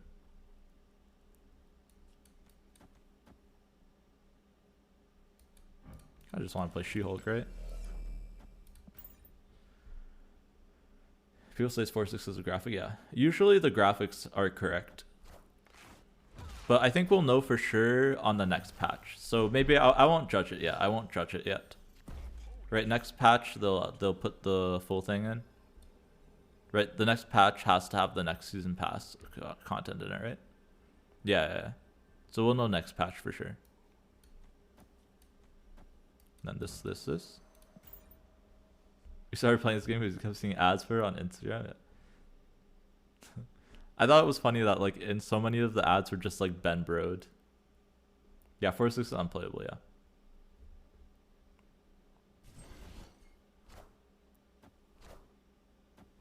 One seems yeah, if it's 1-1, it's fine. It's probably good as a 1-1.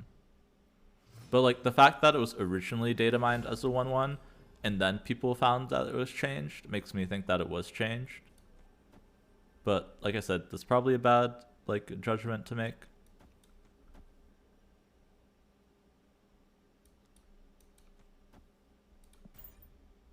Did I buy a Mysterio variant? Yeah, this was the first variant I ever bought. I don't know. Yeah, probably because of Nightcrawler. I should have played Titania last anyways. Now I'm going to lose to my own Titania. Oh wait, no, we still win right? And then Real Mysterio's mid. So we win tiebreakers. I think it's 1200. Will the effect change too? Yeah. We win by 1. Yeah, but people play weird, man. I only trust it if I see the variants, whether or not they're bot. But yeah, I mean, just assume if it's someone I don't know that it is. The March patch changed 2-2. Oh, it was? Okay. It's kind of wild that both the data mine and the picture are so different then, right? Because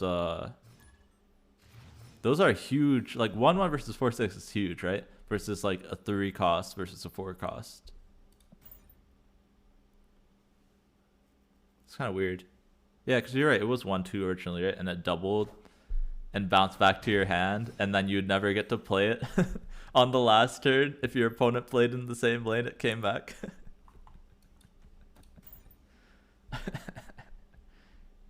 OTA will be different tomorrow. What? What's coming tomorrow? Am I missing something?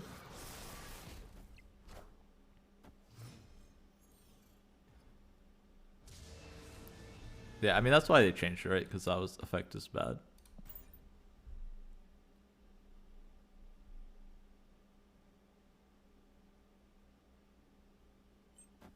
What is gonna be Thursdays? Yeah, in May. Are they gonna make any changes? Not until the 18th, so 10 days from now. 18th is a patch, and then in May they'll start doing the weekly OTAs.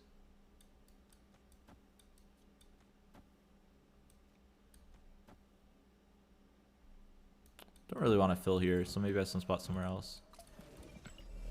I do want to win there, but yo, what's up?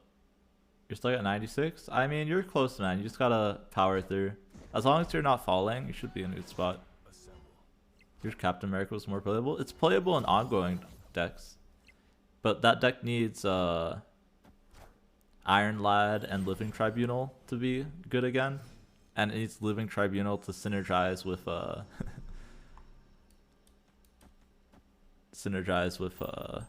Iron Man. And then it will be good again, less.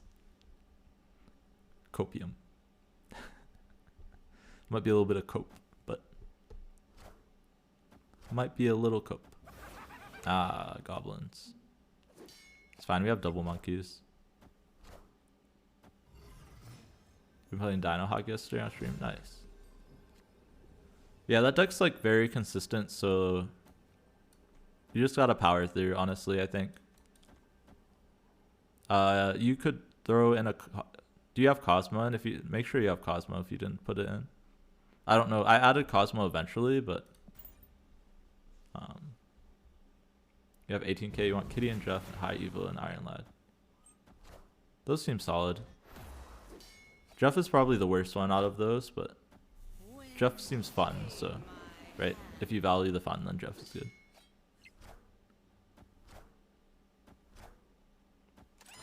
Yeah. I'm still on the fence about Snowguard, but we'll see. I'll get to watch people first. What does Scorpion do? Scorpion's role-playing Jeff, guys. He's the 5th card on the location. Oh, he came back. You don't... What did I swap out for Cosmo? Oh yeah, I put Cosmo in. It's a lot better. I don't know what I swapped out. I swapped out Coulson. Yeah. You could also change the Chavez for Doctor Doom. That's a different change you could make. If you're having issues with getting to like locked locations. You think Jeff is good? Jeff is good. I just don't know if he's 6,000 tokens good. It's really tough. Like, I think people are definitely making the wrong comparisons, like by comparing it to Nightcrawler. Because Nightcrawler sucks in comparison to Jeff, right? Because it's a 1 cost. So it's definitely way better than Nightcrawler. But I don't know if that's still good. Like, I want to run Jeff in my... Yeah, it's adorable. I'm going to get Jeff for sure. I already decided that I'm getting Jeff. Because Jeff goes into my Sarah deck.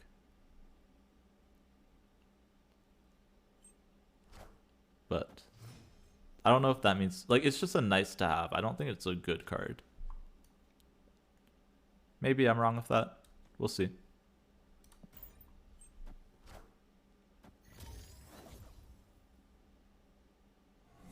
But yeah, I like having good 2-drops in my Sarah deck. And Jeff's definitely a good 2-drop.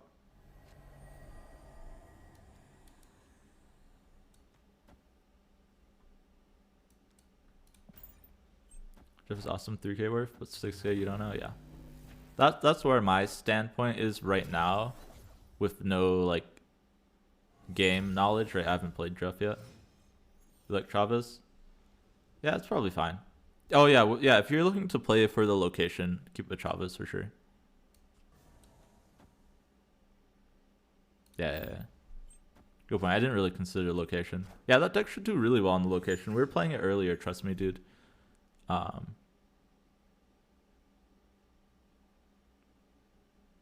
But like some decks might be slightly better. But the Cosmo should help in stopping them explode on the locations on like the last turn and stuff like that. So try the Cosmo.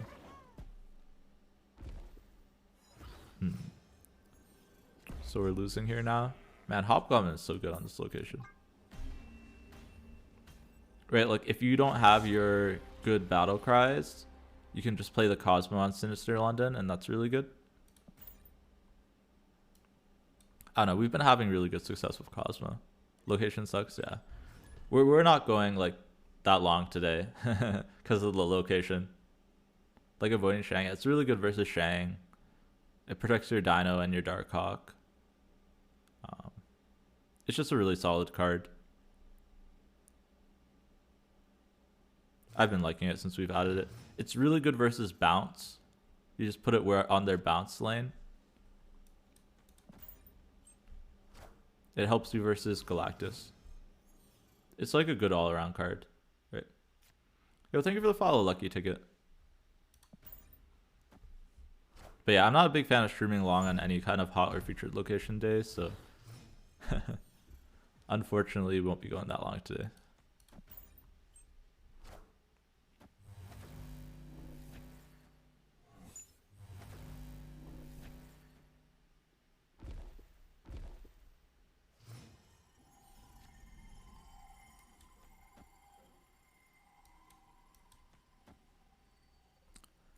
I guess with this copy, that's like, this is an insane copy, right? This is the best possible copy. I don't care if Polaris dies. And Polaris didn't even die. Right, we're gonna double She-Hulk, double Titania, double Monkey. You go insane if you played as long as you did yesterday, but on hot location, yeah. It just got super stale, right?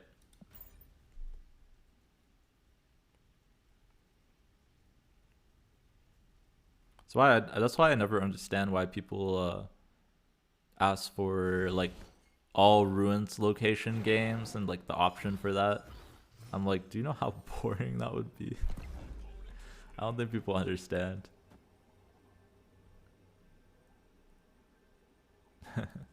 Thanks, Doris. Thanks.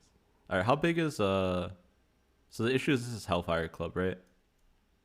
So I have to play one of the monkeys here. Something that looks like this.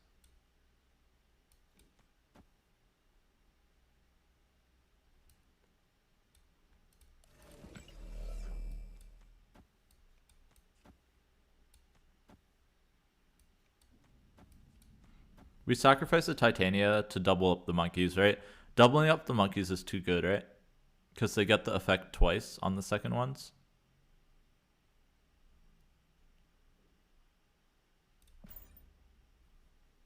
This is losable for sure.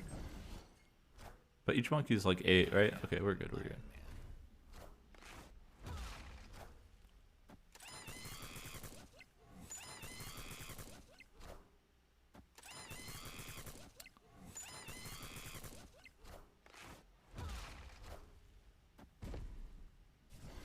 Oh, that's interesting.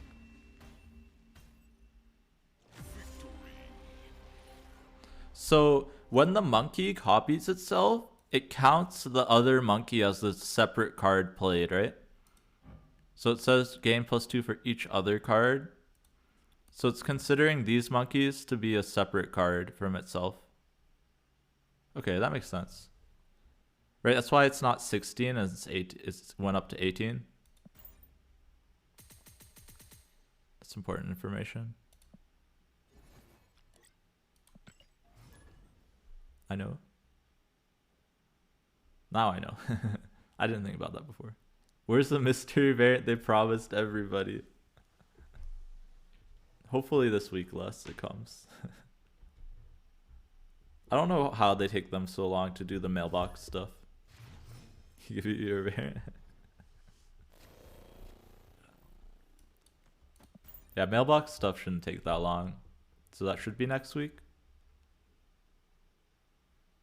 Like, they don't need to patch to give us a variant.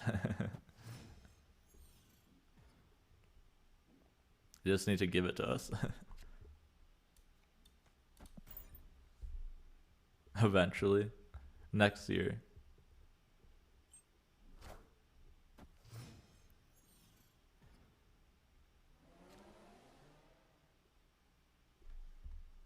Turn a goblin. I mean, this is a great hand, but really awkward locations to play around.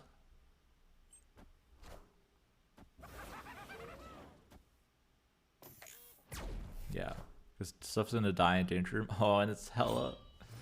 Oh no. I mean, this is literally the best possible copy, but we don't have board space. This is gonna be weird. I mean, we're just gonna go She-Hulk, Monkey, right? In danger room and hope that some of them survive. And then we're gonna lose to Hella. Okay, they discarded Hella. We're good.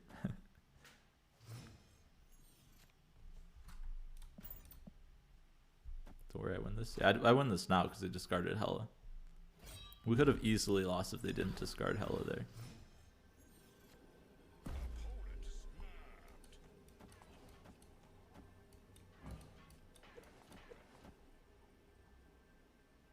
So She-Hulk is better than another monkey, right? Yeah.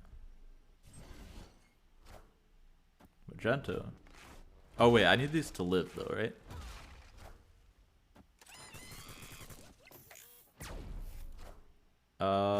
They're up by 6 and we have 7. Okay. They're gonna ghost ride the hell. They didn't have space though, right? That was actually like a danger room flip though, right? It was how many things survived in danger room, and we won by 1.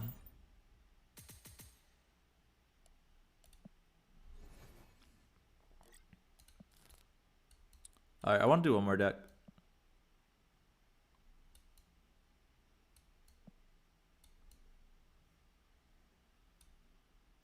Just like a couple games of one deck. Let's do the Mr. Negative.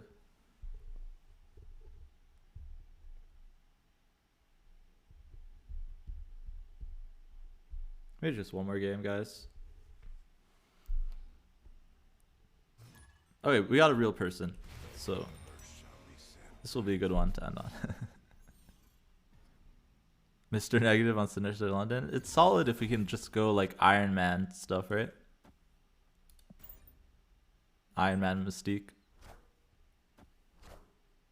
Oh, I guess we don't want to put the Mr. Negative himself on there though.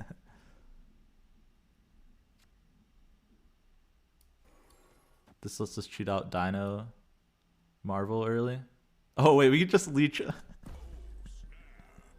Oh, I feel so bad. Oh, he left. Alright, let's see if we can get him again.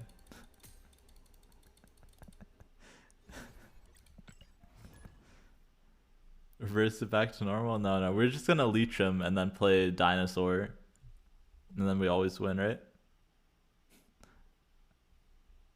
Oh, come on, Gap. Stream sniping.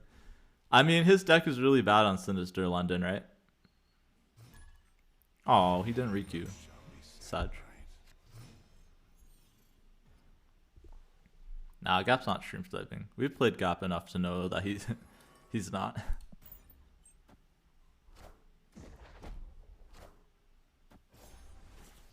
But yeah, Thanos is nice because you can take advantage of the Sinister London and then you can turn it off, right? After you've taken advantage of it.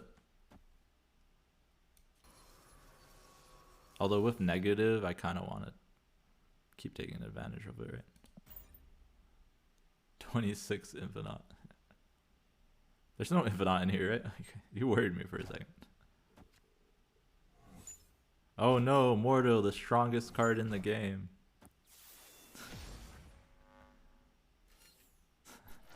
Look how good Mordo is, guys. It just drew me 2 cards.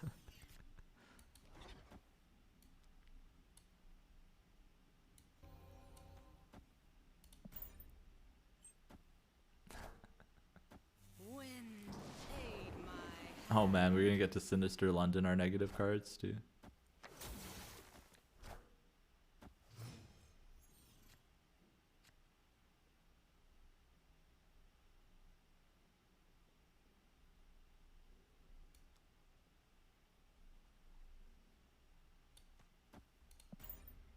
I want to force everything onto Onslaughts.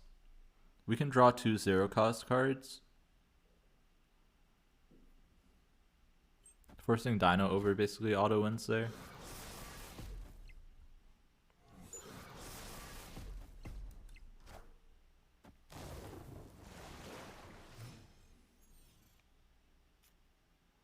I really want to draw too. Double Dino always wins, right? Into double Thanos.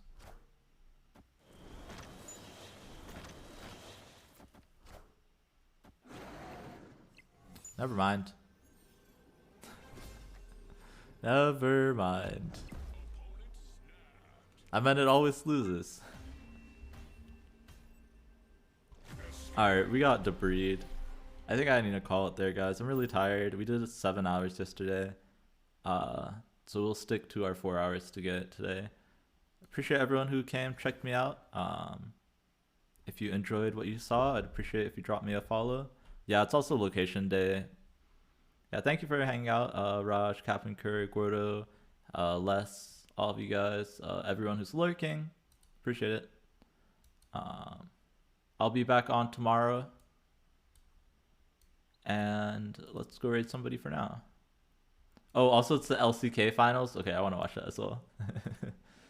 Yeah, thanks for hanging out, Captain Curry. Appreciate it. Let's go send you to somebody. Let's go Faker. Yeah, let's go Faker. I'm a big Faker stan.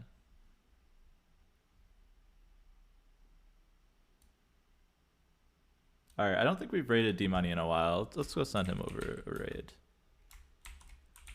You have the Faker mouse? Wait, that's pretty lit. I should get that too. Let's go send D Money some love. He's probably also struggling with the location, so we'll send you to him.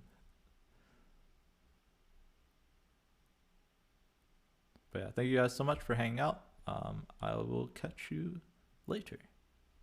Y'all have a good night.